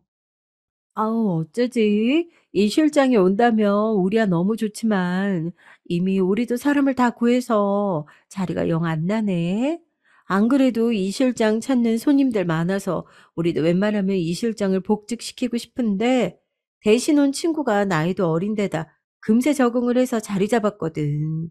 그래서 당장 나가라고 하기가 좀 그렇네. 미안해, 이 실장. 10년을 넘게 함께한 샵이었기에 복직은 금세 가능할 거라고 생각했어요. 그런데 이미 사람을 구한 터라 자리가 안 난다 해서 그렇게만 믿고 있었더니 알고 보니 저를 대신해서 온 직원이 사장 언니 조카였다고 하더라고요. 역시 10년 넘게 일해준 직원도 남은 남이니 자기 가족이 우선이라 그거겠죠. 언제는 동생 동생 하며 남동생만 있던 제게 본인을 언니처럼 생각하라 했던 사장 언니를 너무 믿은 제 잘못이었어요. 믿는 도끼에 발등 찍힌 셈이었죠. 이제는 저도 나이가 있고 기혼에 아이까지 있다 보니 제가 원하는 페이에 직장을 구하기는 꽤나 어려웠어요. 어떻게 할지 고민을 하던 저는 결국 제 샵을 차리기로 마음을 먹었답니다. 남편도 시댁도 친정집도 모두 좋은 생각이라며 옆에서 지지해 주었고 지금껏 결혼 자금 외에 야금야금 재테크하며 모아둔 목돈에 남편과 친정엄마가 조금은 보태준 덕분에 대출을 소액만 받고 샵을 차릴 수가 있었어요. 새로 지은 신축 상가의 대로변 바로 앞이고 역도 가까이 있어서 주변 시세보다는 월세가 꽤 나갔지만 무엇보다 집이랑 가까워서 좋았죠. 딸이 어리기에 집과 가까운 게 제일 좋았거든요. 인테리어 회사를 다니던 남편의 손을 빌려가며 가게 내부 인테리어는 적은 비용으로 완벽하게 해낼 순 있었죠. 전체적으로 모던하고 차분한 분위기로 꾸며봤습니다. 전에 다니던 샵은 그저 화려하기만 했다면 제 샵은 좀 더 깔끔했죠. 베드와 기계들을 모두 구비하니 제법 구색이 갖춰져 보이더라고요.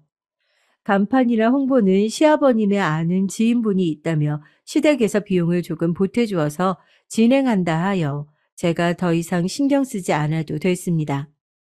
온 가족의 배려와 모두가 신경 써준 덕분에 샵은 성공적으로 오픈할 수가 있었어요. 웬일인지 두 형님들도 개업 축하 화환을 보내주더라고요.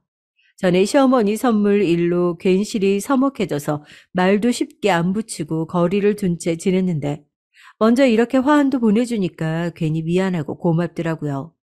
그래서 저는 먼저 고맙다며 다음에 기회 되면 놀러 오라고 연락을 먼저 보냈습니다. 그 후 저는 꽤나 정신이 없었어요. 사람 구하는 것부터 일이었죠. 자리 잡을 만하면 조금만 힘들어도 그만두는 직원들이 몇 있었으니까요. 그래서 저는 전에 다니던 샵에서 함께 일하던 동생들에게 오랜만에 연락해서 근황을 물었어요. 제가 임신으로 육아휴직을 한 이후론 샵에 손님들이 조금씩 줄어들었다고 하더라고요. 예약도 하나 둘 줄어들기 시작해서 저번 달에는 월급도 밀렸다면서 다른 동생들 몇 명은 이미 관두었다고 곧 샵이 망해도 이상하지 않다면서 지금 있는 직원 몇 명도 당장 이직하려고 알아보고 있다며 꽤 안타까운 소식들을 들려줬죠. 그중에서도 제일 저를 잘 따르던 동생에게 스카우트 제의를 먼저 해보았습니다. 현주야, 내가 사실 최근에 사는 동네 근처에 샵을 오픈했거든? 나도 믿을 만한 직원이 좀 필요한데 우리 샵에서 일해보지 않을래? 페이는 신경 써서 챙겨줄게. 어머, 언니, 너무 축하해. 언니가 샵을 차린다면 좋겠다 생각했는데 실제로 일어나서 내가 다 좋다. 나야 불러주면 당장 가지. 그렇게 축하한다며 곧 대박 나는 거 아니냐며 제게 비행기를 열심히 띄워주던 동생은 며칠 뒤 저희 샵으로 와주었고, 이후 얘기를 전해들은 전 샵에서 함께 일하던 동생 2명이 더 저희 샵으로 이직을 했어요. 그렇게 직원들을 모두 고용해 정착시켰고 조금은 안정되어 가는 모습도 보였죠. 저희 동네는 서울 근교에 위치한 신도시인데 이것도 동네 장사에 해당이 안 된다 할 수 없어 손님들 한 분 한 분에게 신경을 안 쓸 수가 없었어요. 그리고 또 어찌아셨는지 전에 일하던 샵에 제 단골 손님분들이 저희 샵을 찾아주셨고요. 전에 다니던 샵과는 거리가 꽤 있어서 이곳까지 와주실 줄은 몰랐는데 너무 감사하더라고요. 오랜만에 보는 얼굴들인지라 저는 반갑게 맞이하였고요. 그 손님들은 다른 직원들한테 맡기지 않고 제가 관리해 주려 노력했죠. 금세 동네에 소문이 난 저희 샵은 규모가 꽤 큰 피부 관리 샵이었음에도 예약 시간대마다 꽉 채워 손님들도 바글거렸고 직원을 더 고용해도 베드가 모자랄 지경이었어요. 그렇게 바쁜 하루하루를 보내는데 샵에 익숙한 얼굴이 나타났어요. 전 샵 사장 언니였죠. 저희 가게를 두리번거리더니 잔뜩 성이 난 얼굴로 제게 인사도 없이 다짜고짜 따져 묻더라고요. 이렇게 본인 샵을 차릴 줄은 몰랐는데 우리 샵 손님들이랑 직원까지 다 빼갔더라? 아니, 뺏어간 게 아니라 손님들이 알아서 찾아주신 거예요. 제 말에 사장 언니는 어이가 없다는 듯 웃더니 제게 말했어요. 기막혀. 그것도 변명이라고? 아무것도 모르던 초짜 피부관리사를 10년 넘게 거두었더니 은혜를 이렇게 웬수로 갚아? 너 때문에 우리 샵 망하게 생겼으니까 책임져. 난데없이 찾아와 책임지라니 너무 황당해서 말이 안 나오더라고요. 이어 그 사장 언니는 제 머리채를 잡으며 너 때문에 망하게 됐으니까 책임지라고 소리쳤습니다. 저는 힘겹게 손을 뿌리치며 말했죠. 본인 샵에 문제가 있으면 본인부터 제대로 돌이켜 보세요. 괜히 엄한 사람 잡지 마시고요. 그래도 인연이? 결국 이 사장 언니는 제 뺨을 때렸고 전 돌아간 뺨에 손을 얹은 채 벙쪄 있었습니다. 이후에도 분이 덜 풀렸는지 카운터 위에 올려둔 인테리어 소품들을 하나씩 던지기 시작했어요. 그 광경을 지켜본 직원들은 곧바로 경찰에 신고를 했고 소품 몇 개가 깨진 뒤에야 경찰들이 찾아왔죠. 알고 보니 그 사장 언니는 혈중 알코올 농도가 꽤 높은 수치로 나왔었다 하더라고요. 다음날 가차없이 저는 그 언니를 고소했고 며칠 뒤 제게 그날은 미안했다며 화부해달라고 무릎 꿇고 빌었습니다. 자기가 술에 취해 제정신이 아니었다면서 자기 샵은 망해가는데 제 샵은 잘 되어가는 걸 보니 질투가 났다며 진심으로 용서를 구하는 그 언니의 모습에 저도 그간의 정이 생각나 마음이 약해지더라고요. 저도 10년이 넘게 몸담고 일했던 일터가 한순간에 문 닫는 걸 보고 싶지 않았기에 고소는 취하하기로 하고 그 언니에게 좋은 기회일 만한 제안을 하나 했어요. 바로 가맹점 라이센스를 주고자 함이었는데요. 변화되는 시대에 발맞춰 오래된 인테리어와 낡은 영업 방식은 벗어던지고 제 샵의 2호점으로 재탄생하는 게 어떤지에 대한 제안이었죠. 사장 언니의 실력이야 이 바닥에서 지금껏 버텨온 것만으로도 증명이 되었고 무엇보다 제가 이 언니에게 일을 처음 배운 거기 때문에 믿을만 했죠. 최근에 저에게 하였던 행동들만 봐서는 샵이 망하건 말건 신경 쓰지 않고 합의금만 뜯어내도 언니는 제게 할 말이 없는 거지만 저도 최근 들어 늘어나는 손님 수로 인해 점점 예약도 밀리고 있어 어떻게 하는 게 좋을지 고민하던 찰나에 예전 샵의 위치가 지금 샵과는 거리가 있기도 하고 옆 동네이긴 해도 지역조차 다른지라 해당 지역에서 불러올 수 있는 기대 수익도 있었고 전에 샵 위치 또한 대로변 옆에 오피스 상가가 밀집되어 있는 곳이기에 새로이 리모델링하여 잘 홍보한다면 언니도 저도 윈윈할 수 있는 길이라 생각되었어요. 제 뜻밖의 제안에 언니는 잠시 당황해하더니 자기가 무엇부터 시작하면 되는지 묻더라고요. 그 다음 일은 일사천리로 진행됐습니다. 기존에 쓸데없이 화려하게 장식되어 있던 금태 장식은 이제는 낡아 도금이 벗겨져 볼품이 없었고, 제 샵의 분위기대로 모던하고 깔끔한 분위기로 탈바꿈했죠. 이제는 타 피부샵에서도 쓰지 않는 오래된 관리 기계들은 중고로 팔아넘기고 제 샵에 새로 들어온 기계들을 바꿔줬어요. 그 외에 여러 작업들을 거치다 보니 금세 새로운 샵처럼 바뀌었죠. 저희 샵 간판으로 교체까지 마치니 어엿한 2호점 같았어요. 직원들은 공고 및 홍보를 통해 금세 채워줬고, 제가 직접 나서서 교육도 진행했고, 2호점도 그렇게 점차 자리를 잡아 나갔고, 어느덧 목표치 매출액을 뛰어넘게 됐습니다. 이후로도 항상 초심을 잃지 않고 손님 한 분 한 분 직접 관리하며 관리를 받는데 최고의 서비스를 받을 수 있도록 노력했고, 그런 제 밑에서 애써주는 직원들이 있어서 저는 어느덧 연 매출 5억을 달성할 수 있게 됐답니다. 덕분에 하루하루 눈코 뜰 새 없이 바쁜 나날들이었죠. 딸아이 얼굴도 간간히 볼 정도였으니까요. 딸은 어린이집에 다녀오면 종종 시어머니가 봐주셨어요. 저희 집은 친정집보다는 시댁에 더 가까웠거든요. 무엇보다 저희 시어머니는 제가 샵을 차린 것을 굉장히 좋아해 주시고 지지해 주셨어요. 그래서 누구보다 물심양면 도와주셨고, 아이도 직접 나서서 봐주신다고 했죠. 그날도 어김없이 바쁜 하루를 보내고 집을 갔어요. 남편은 조금 늦는다고 했고, 평소처럼 어머님이 계실 줄 알았는데, 집에는 큰 형수와 시조카가 딸아이와 함께 있었어요. 어머, 형님, 여기 어떻게 오신 거예요? 어머님이 오늘은 컨디션이 많이 안 좋으시다고 하셔서 나보고 대신 서화 좀 봐달라고 하시면서 키 건네주셨어. 아, 그러셨구나. 감사합니다, 형님. 고맙긴 뭐. 우리 예준이도 서화 놀아주는 거 좋아하고 동서 바쁜 거 아는데 서로 돕고 살아야지. 제가 샵을 차린 이후로 두 형님들은 제게 꽤 우호적으로 바뀌셨어요. 말투부터 사근사근하게 바뀌었죠. 이후 형님은 제게 조심스럽게 물으셨어요. 그런데 동서, 내가 요즘 애들 돌본다고 피부가 많이 푸석해졌더라고.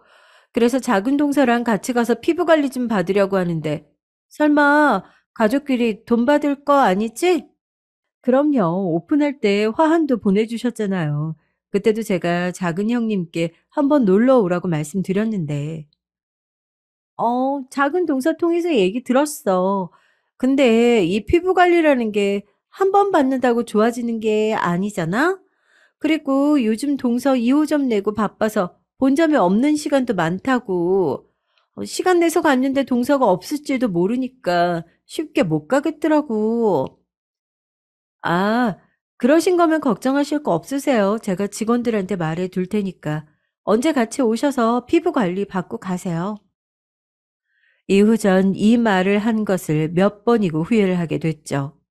제가 말한 건 특별한 행사가 있을 때나 아주 가끔 간절기와 피부가 푸석해지고 건조해졌을 때 시간 내서 받아보라는 말이었는데 전달이 잘못되었더라고요.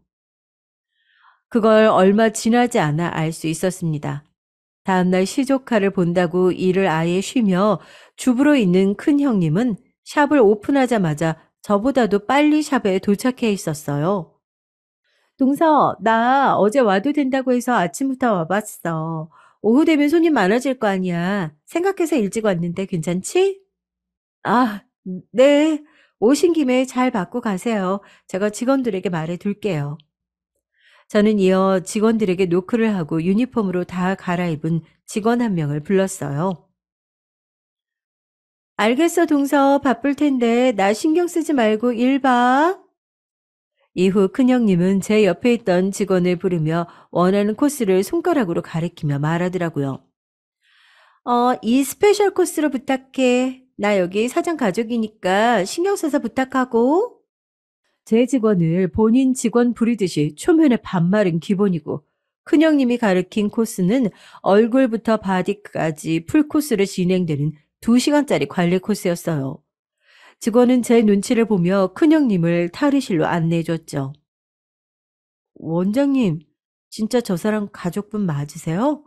사장님이랑 분위기도 너무 다른 게 다짜고짜 말을 놓으시는데 사장님 옆에 안 계셨으면 진짜 가족분 맞으시냐고 저도 모르게 따져 물을 뻔했어요. 미안해, 혜린 씨. 내 형님인데 원하는 대로 좀 부탁할게. 저는 직원에게 어깨를 두어 번 두드려준 뒤 세안실에서 화장을 지우고 있는 큰형님에게 말했어요. 형님, 그럼 잘 받고 가세요. 제가 다음 예약자 있어서 이따가 관리 중이라 인사 못할 것 같아서 미리 인사드려요. 얼굴에 클렌징 폼을 묻히고 있던 큰형님은 알겠다는 듯 고개를 끄덕이고는 가라는 듯 손을 저었죠. 저는 이후 바쁘게 예약 단골 손님들을 맞이했어요. 그리고 12시간 조금 지나서 2호점 언니에게 연락이 왔죠. 네, 언니, 무슨 일이세요? 이 대표, 지금 이 대표 작은 형님이라는 사람이 왔는데, 무료로 관리를 받고 싶다네? 이 대표한테 직접 연락해 보라고 해서 전화해 봤어. 제가 뭐라 할 겨를 없이 핸드폰 스피커 너머로 작은 형님의 목소리가 들려왔죠. 핸드폰을 자기한테 줘보라고 말하는 것 같았어요. 이 대표, 작은 형님이 좀 바꿔달라는데? 네, 바꿔주세요. 이후 전화를 건네주는 소리가 들려왔고 곧이어 작은 형님의 말이 들렸어요. 어제 동서가 형님한테 나도 같이 자유롭게 피부관리 받으러 오라고 했다길래 여기로 온 건데 이쪽 지점에서는 못 받는 건가? 아우, 형님이야 주부니까 시간 구애 없이 자유롭게 동서가 있는 본점으로 가서 받지만, 나는 직장인이잖아. 마침 인터넷으로 검색해보니까 회사 바로 앞에 여기 지점이 있더라고. 그래서 점심시간에 겨우 짬내서 온 건데, 안 되는 거야? 참, 그런 사정이 있으면 미리 말을 하고 가든가, 아님 주말에 연락하고 와도 되는 것을 저렇게 말이 나오자마자 연락도 없이 관리를 받고자 하는 심보가 역시 제가 아는 형님들이구나 싶었어요. 그리고 그동안 제게 보인 호의는 그저 본인들이 그만큼 이득을 취하기 위함이었다는 걸 뒤늦게 깨달아 버리고 만 것이었죠. 사실 이때까지만 해도 그걸 깨닫기 전이었어요. 그래서 저는 쉽게 거절하지 못하고 작은 형님에게는 제가 잘 말해줄 테니 받고 가란 식으로 얘기했죠. 그리고 다시 사장 언니를 바꿔달라고 했어요. 언니, 제 작은 형님 맞아요. 회사가 그 앞이라 점심시간에 잠깐 들른 것 같은데 죄송하지만 페이스로 40분 정도만 탄력적으로 좀 부탁드릴게요.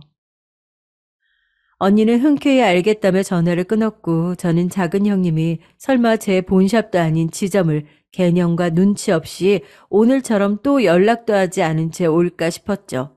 그리고 그 예상은 다음날 바로 깨졌답니다. 이 대표, 오늘도 점심에 작은 형님이라는 분이 왔다 갔는데 알고 있어? 그 후에 그나마 시간이 남아 한숨 돌리고 있는데 2호점 사장 언니에게 연락이 왔죠. 전화를 받자마자 언니의 목소리는 한껏 높아져 있었어요. 저는 몰랐다며 죄송하다고 말했고 언니는 전보다 진정되는 목소리로 말했습니다. 아니, 이 대표 가족이라니까 와서 관리를 받는 건 좋은데 오늘은 와서 굳이 얼굴뿐 아니라 바디까지 관리를 받고 싶다고 해서 1시간 넘게 바디까지 다 받고 갔어. 그것까지도 그러려니 하겠는데 어제 관리해준 우리 애한테 왜 본인 의사는 물어보지도 않고 얼굴 관리만 해줬냐며 화를 냈다는데 그건 좀 아니지 않아, 이 대표? 정말 이렇게 얼굴이 화끈거릴 수가 없었어요. 제 가족이라는 작은 형님이 그런 민폐를 끼치다니 제가 다 낯이 부끄럽고 작은 형님에게 화가 나더라고요.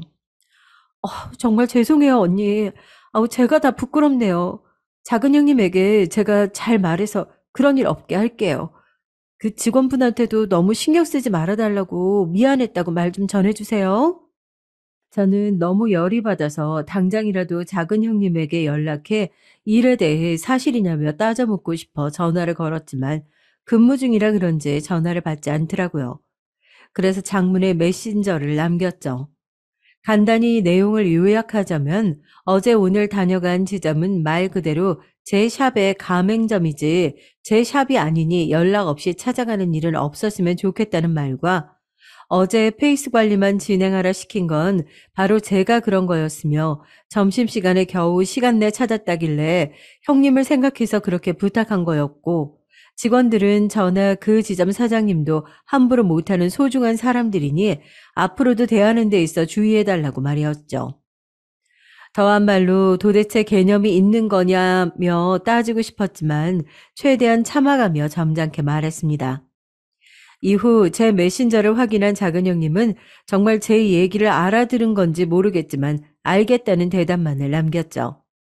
퇴근 후 집에 가니 오늘은 어머님이 유치원에 다녀온 딸아이를 봐주고 계셨어요.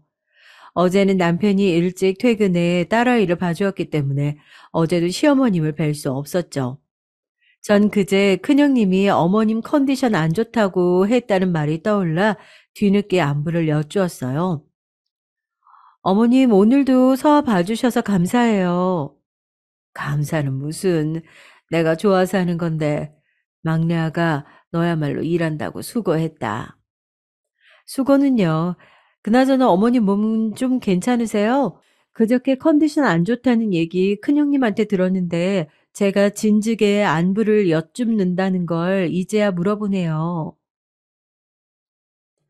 아유, 그럼 멀쩡하니 걱정 안 해도 된다. 그저께도 내가 괜찮다는데 굳이 큰애가 자기가 가겠다고 하더라고. 내 안색이 안 좋아 보인다나 뭐라나. 제가 큰 형님에게 들은 말과는 다른 얘기였습니다.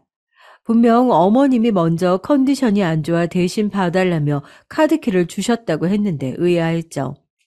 그런데 그 뒤에 이어진 형님의 행동을 생각하니 알 것 같더라고요.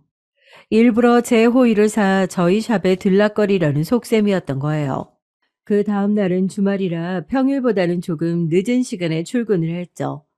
주말에는 딸아이가 어린이집을 가지 않기 때문에 보통 오전에는 가족과 함께 하고 오후 늦게 출근을 하거든요. 어느 정도 자리가 잡혀가고 있어 직원들에게 믿고 맡기고 있었죠. 출근 후 평소처럼 직원들에게 별일 없는지 물었는데 저희 샵 실장직을 맡고 있는 직원이 제게 오더니 말하더라고요. 원장님, 오늘 형님이라는 두 분이 아침부터 저희 출근도 하기 전에 와서 기다리고 계시더라고요. 어제도 큰형님이라는 분이 아침부터 오셔서 스페셜 코스로 관리받고 가셨는데 혜란 씨한테 얘기 들어보니까 그저께도 원장님 계실 때 똑같이 아침부터 오셔서 관리받고 갔다면서요? 어제는 은행 업무로 조금 늦게 출근해서 몰랐는데 작은 형님이 이어 큰 형님도 연달아 관리를 받으러 왔다고 하더라고요. 작은 형님은 2호점에 찾아가지 말랬더니 바로 본점으로 찾아오는 꼴하고는 심지어 오늘도 둘이 나란히 와서 관리를 받고 갔다니 정말 두 형님 하는 꼴이 기가 막히더라고요.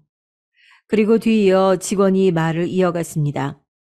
사실 오늘 두 분이 오셔서 관리받은 걸 원장님께는 말하지 말아달라고 하셨거든요. 심지어 혜란 씨한테는 원장님한테 언제 쉬는지도 물어봤다고 하는데 아무래도 원장님께 말씀을 드려야 할 것 같아서요. 저한테 온 거를 비밀로 해달라는 말에 이어 언제 휴무인지 스케줄까지 물어본 것이 앞으로 제 눈을 피해 자유롭게 와서 관리를 받겠다는 말로 들리더라고요. 이대로는 안 되겠다 싶어 전 직원에게 말했죠. 잘했어요, 조 실장. 일단 어제랑 오늘 둘이 관리받은 내역 모두 사용료 비용 처리해주고요. 혹시라도 나중에 영수증 끊을 수 있게 날짜랑 시간, 금액 모두 꼼꼼히 적어줘요. 앞으로도 오면 나한테 별도로 보고할 거 없이 영수증 처리하고 부탁 좀 할게요. 저는 그 둘이 어떻게 얼마나 염치가 없는지 내색하지 않고 지켜보려고 했죠. 그렇게 6개월가량 그 둘은 제 샵을 뻔질나게 들락거렸고 한 번은 본인들 친정엄마까지 모셔와서 관리를 받았습니다. 시간이 지날수록 제가 있건 없건 여의치 않더라고요. 그리고 선을 3개 넘는 사건이 발생했어요. 여느 주말이었죠. 평소처럼 오전에는 밀린 집안일과 육아를 하며 시간을 보내고 있었고요. 그런데 직원에게서 다급히 연락이 왔어요. 원장님, 지금 두 형님분들이 친구분들 데리고 단체로 와서 관리받기를 원하시는데 어떻게 할까요? 일단 안내하지 말고 대기시키고 있어줘. 내가 바로 갈게. 전 전화를 끊자마자 딸아이를 남편한테 맡기고 상황 설명을 대략 해준 뒤에 샵으로 달려갔어요. 도착하니 대기석에 앉아있던 두 형님은 저를 보자 자리를 벌떡 일어나더니 제게 오더라고요. 전 바로 두 형님들에게 뒤에 형님들과 함께 있던 그 무리를 가리키며 물었죠. 형님들, 저분들은 누구신 거예요? 그러자 뭐라 말하려는 작은 형님을 큰 형님이 막아서며 말했어요. 나랑 작은 동서 동창 친구들인데 최근에 우리가 동창회를 했었거든. 거기서 나랑 작은 동서가 우리 막내 동서가 피부 관리 샵을 하는데 잘 나간다면서 자랑을 좀 했어. 그래서 다 같이 온 건데 우리 얼마나 대기해야 돼? 얘기를 듣는 내내 어이가 없더라고요. 이런 기본 개념이 없는 두 사람이 내 형님들이라니 참 부끄러웠습니다. 단체로 주말에 샵을 오려면 당연히 예약을 하고 와야 하는 게 기본 상식인데 평소에도 예약제인 저희 샵을 제 가족이라는 명분하에 한 번도 예약 없이 관리를 받아가더니 다짜고짜 자기 동창 친구들을 이끌고 와서 언제까지 대기하면 되더니 참 황당하기 그지없었죠. 형님, 저희 샵은 예약제예요. 지금까지 많아야 두세 명씩 오셔서 겨우 맞춰 관리해드리긴 했는데 지금 주말에 예약도 풀이라 이 인원 수용할 수가 있는 베드가 안 나와요. 전 최대한 차분히 두 형님들에게 설명을 해주었고 제 말을 듣던 작은 형님이 목소리를 키워 묻더라고요. 아이, 그럼 다 같이 여기까지 왔는데 못 받는다는 거야? 네, 단체 예약은 미리 하시고 오셔야 돼요. 단호한 제 말에 작은 형님은 곧 저를 노려봤어요. 그리고 그 옆에서 상황 파악 중이었는지 열심히 눈을 굴리던 큰형님은 제 손을 잡으며 애원하더라고요. 아우, 동서, 내 체면 좀 살려줘. 겨우 시간 맞춰서 다 같이 온 건데, 이대로 가면 내 꼴이 얼마나 우습겠어, 응? 저는 한숨을 길게 내쉬며 잠시만 기다려달라 말하고는 직원에게 가 예약 현황을 확인했어요. 형님들이 데려온 인원은 형님을 포함해서 총 6명이었고 다행인지 저희 샵에는 6인 단체룸이 있었죠. 원래 예약되어 있는 분들은 2인실이나 1인실로 재배치해 주었고 3분 정도 양해를 구하고 2호점으로 넣어 주었죠. 다행히 2호점에 해당 시간대에 남은 자리가 있어서 문제없이 예약을 변경할 수 있었습니다. 그렇게 겨우 관리실에 같이 넣어 주었더니 제가 바로 옆에 붙어 있는 직원실에서 잠시 쉬고 있는지 전혀 몰랐는지 두 형님은 벽 너머로 제 뒷담화를 하더라고요. 저는 벽에 귀를 갖다 대며 그들의 대화를 집중했습니다. 하여간 할 수 있으면서 저렇게 재수없게 군다니까. 앙칼진 작은 형님의 목소리가 또 또렷이 들려왔고 뒤에 이어 큰 형님의 목소리도 들려왔어요. 전현이 재수없게 구는 게 하루 이틀이냐? 저급한 큰형님의 말에 어처구니가 없었어요. 아까 제 손을 잡고 애원하던 모습과는 전혀 다른 모습이었죠. 샵이 생각보다 꽤 크네. 아까 들어보니까 예약도 꽉 차 있던 것 같은데 장사가 잘 되나 봐. 그 뒤로 친구분으로 보이는 처음 듣는 여성분의 목소리가 들려왔어요. 남편 말 들어보니까 시댁에서 돈 꽤 보태줬었다는데 안 그럼 이런 큰 곳 계약이나 했겠어? 맞아. 고작 피부관리사가 이런 큰 샵을 차릴 돈이 어디서 났겠어? 곧바로 큰형님의 비아냥대는 소리가 들렸죠. 그리고 그 말을 맞장구 치는 작은 형님이 있었습니다. 사실 시댁에서 보태준 거면 우리도 이 샵에 지분이 어느 정도 있는 거지. 저는 아까 눈 부라리는 거 봤어?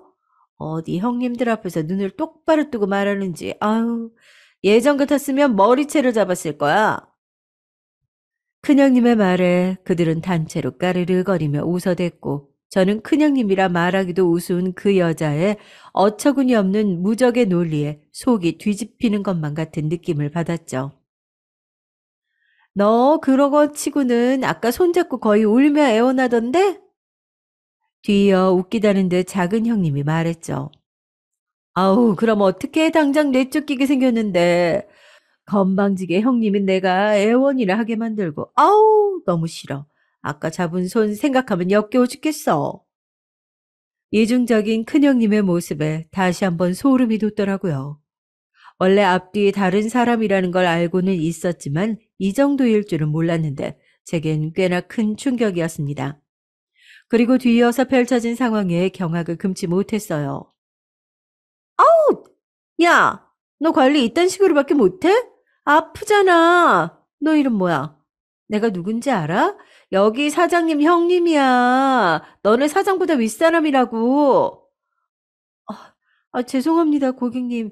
근데 제가 아까 말씀드렸다시피 턱 쪽에 올라온 트러블로 지금 해드리는 거 기계 관리가 조금 따끔하실 수 있으세요.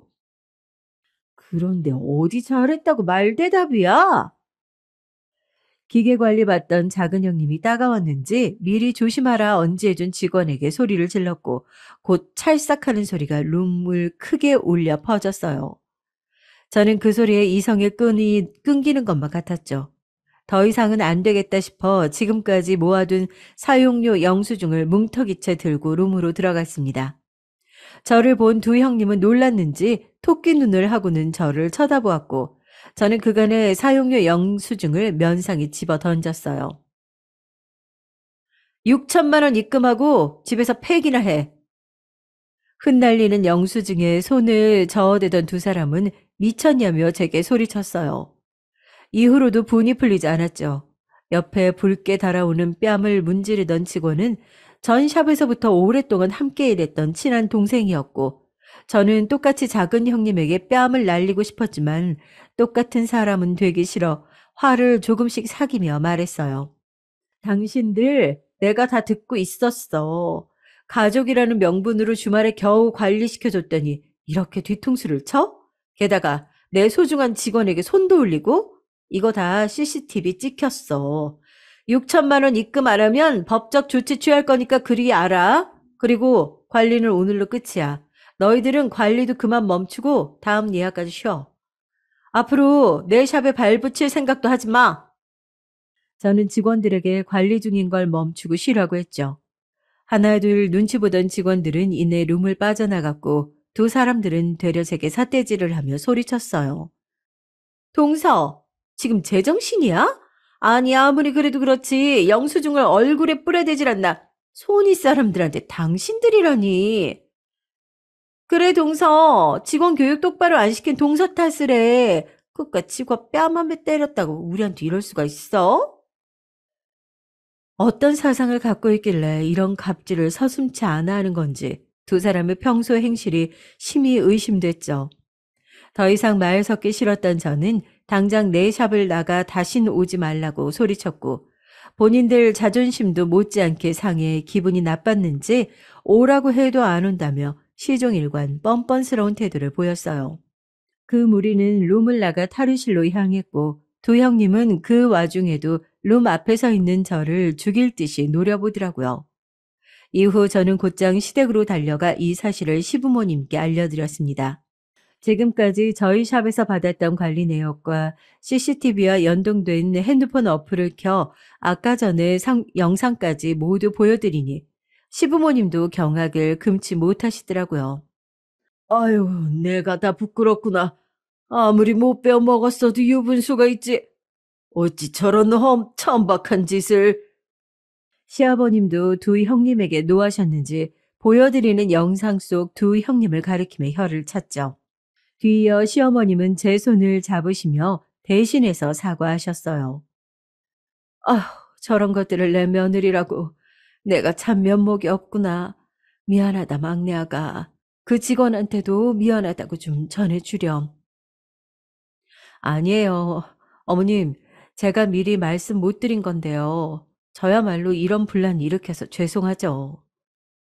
저도 어머님의 손을 꽉 잡아주며 말했습니다. 그리고 이어 제 연락에 뒤늦게 시댁에 온 남편에게도 오늘 있었던 일과 시부모님께 보여드렸던 영상을 그대로 보여줬습니다. 지금까지 두 형님들이 제 샵을 본인들 샵 마냥 들락거리며 관리를 받고 있다는 걸 알고 있었던 남편은 형들에게 따져 묻겠다는 것도 제가 겨우 제지시켰던 거였는데 오늘 일은 남편에게도 큰 충격이었는지 영상을 보고 당장 형들에게 연락하겠다는 걸 잠시만 기다려달라고 말했죠. 저는 그래도 형님이고 가족이니 사용료 입금하고 저와 제 직원에게 제대로 사과하면 용서는 해줄 의향은 있는데 만약 그러지 않는다면 변호사를 통해 바로 법적 조치에 들어갈 거라며 선언했고 남편과 시부모님 모두 제 뜻에 따르겠다고 했어요. 이후 작은 방에 들어간 남편은 두 형들에게 전화를 하며 뭐라고 말한 것 같았고 이번만큼은 저도 남편을 말리지 않았죠. 그리곤 전화를 마쳤는지 제게와 저를 품에 안아주며 제 등을 토닥여 줬습니다. 미안해. 당신에게 이런 일이 생기게 해서. 아까 작은 형수에게 뺨 맞았던 사람, 당신이 전에 말했던 그 현주라는 동생 맞지? 맞아. 내가 나서서라도 꼭 현주 씨 피해 보상 받을 수 있게 도와줄게. 그동안 두 형수 때문에 당신 마음 고생 많았지? 이제 다 괜찮을 거야. 앞으로 당신 고생시키는 일 없게 할게. 남편의 진심 어린 그 말에 마음이 한껏 놓이더라고요.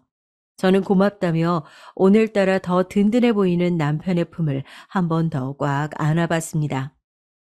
그렇게 한 달가량 시간이 지났어요. 이후로 두 형님은 돈을 보내지도 사과를 하지도 않은 채 아무런 연락도 하지 않았죠. 전 그게 오히려 더 괘씸하더라고요. 그래서 참다 못한 제가 먼저 6천만 원 입금하시고 당장 저희 직원에게 사과하세요. 그러지 않으면 변호사 통해 법적 조치 들어가겠습니다라는 짧은 경고의 문자를 보냈어요. 그랬더니 그제서야 큰형님에게 전화가 오더라고요. 저는 사과라도 하려는 건가 싶어 냉큼 전화를 받았죠. 동서, 언제는 가족끼리 돈 안 받는다며? 왜 이제 와서 돈 보내라 마라 협박이야? 아, 진짜 너무한 거 아니야? 제가 너무하다고요? 형님이야말로 정말 너무하시네요. 제가 돈 안 받는다고 했다고 6개월 동안 매일 와서 관리를 받으신 거예요? 그것도 친정 엄마나 지인들 다 대동해서요? 그건 아니죠, 형님.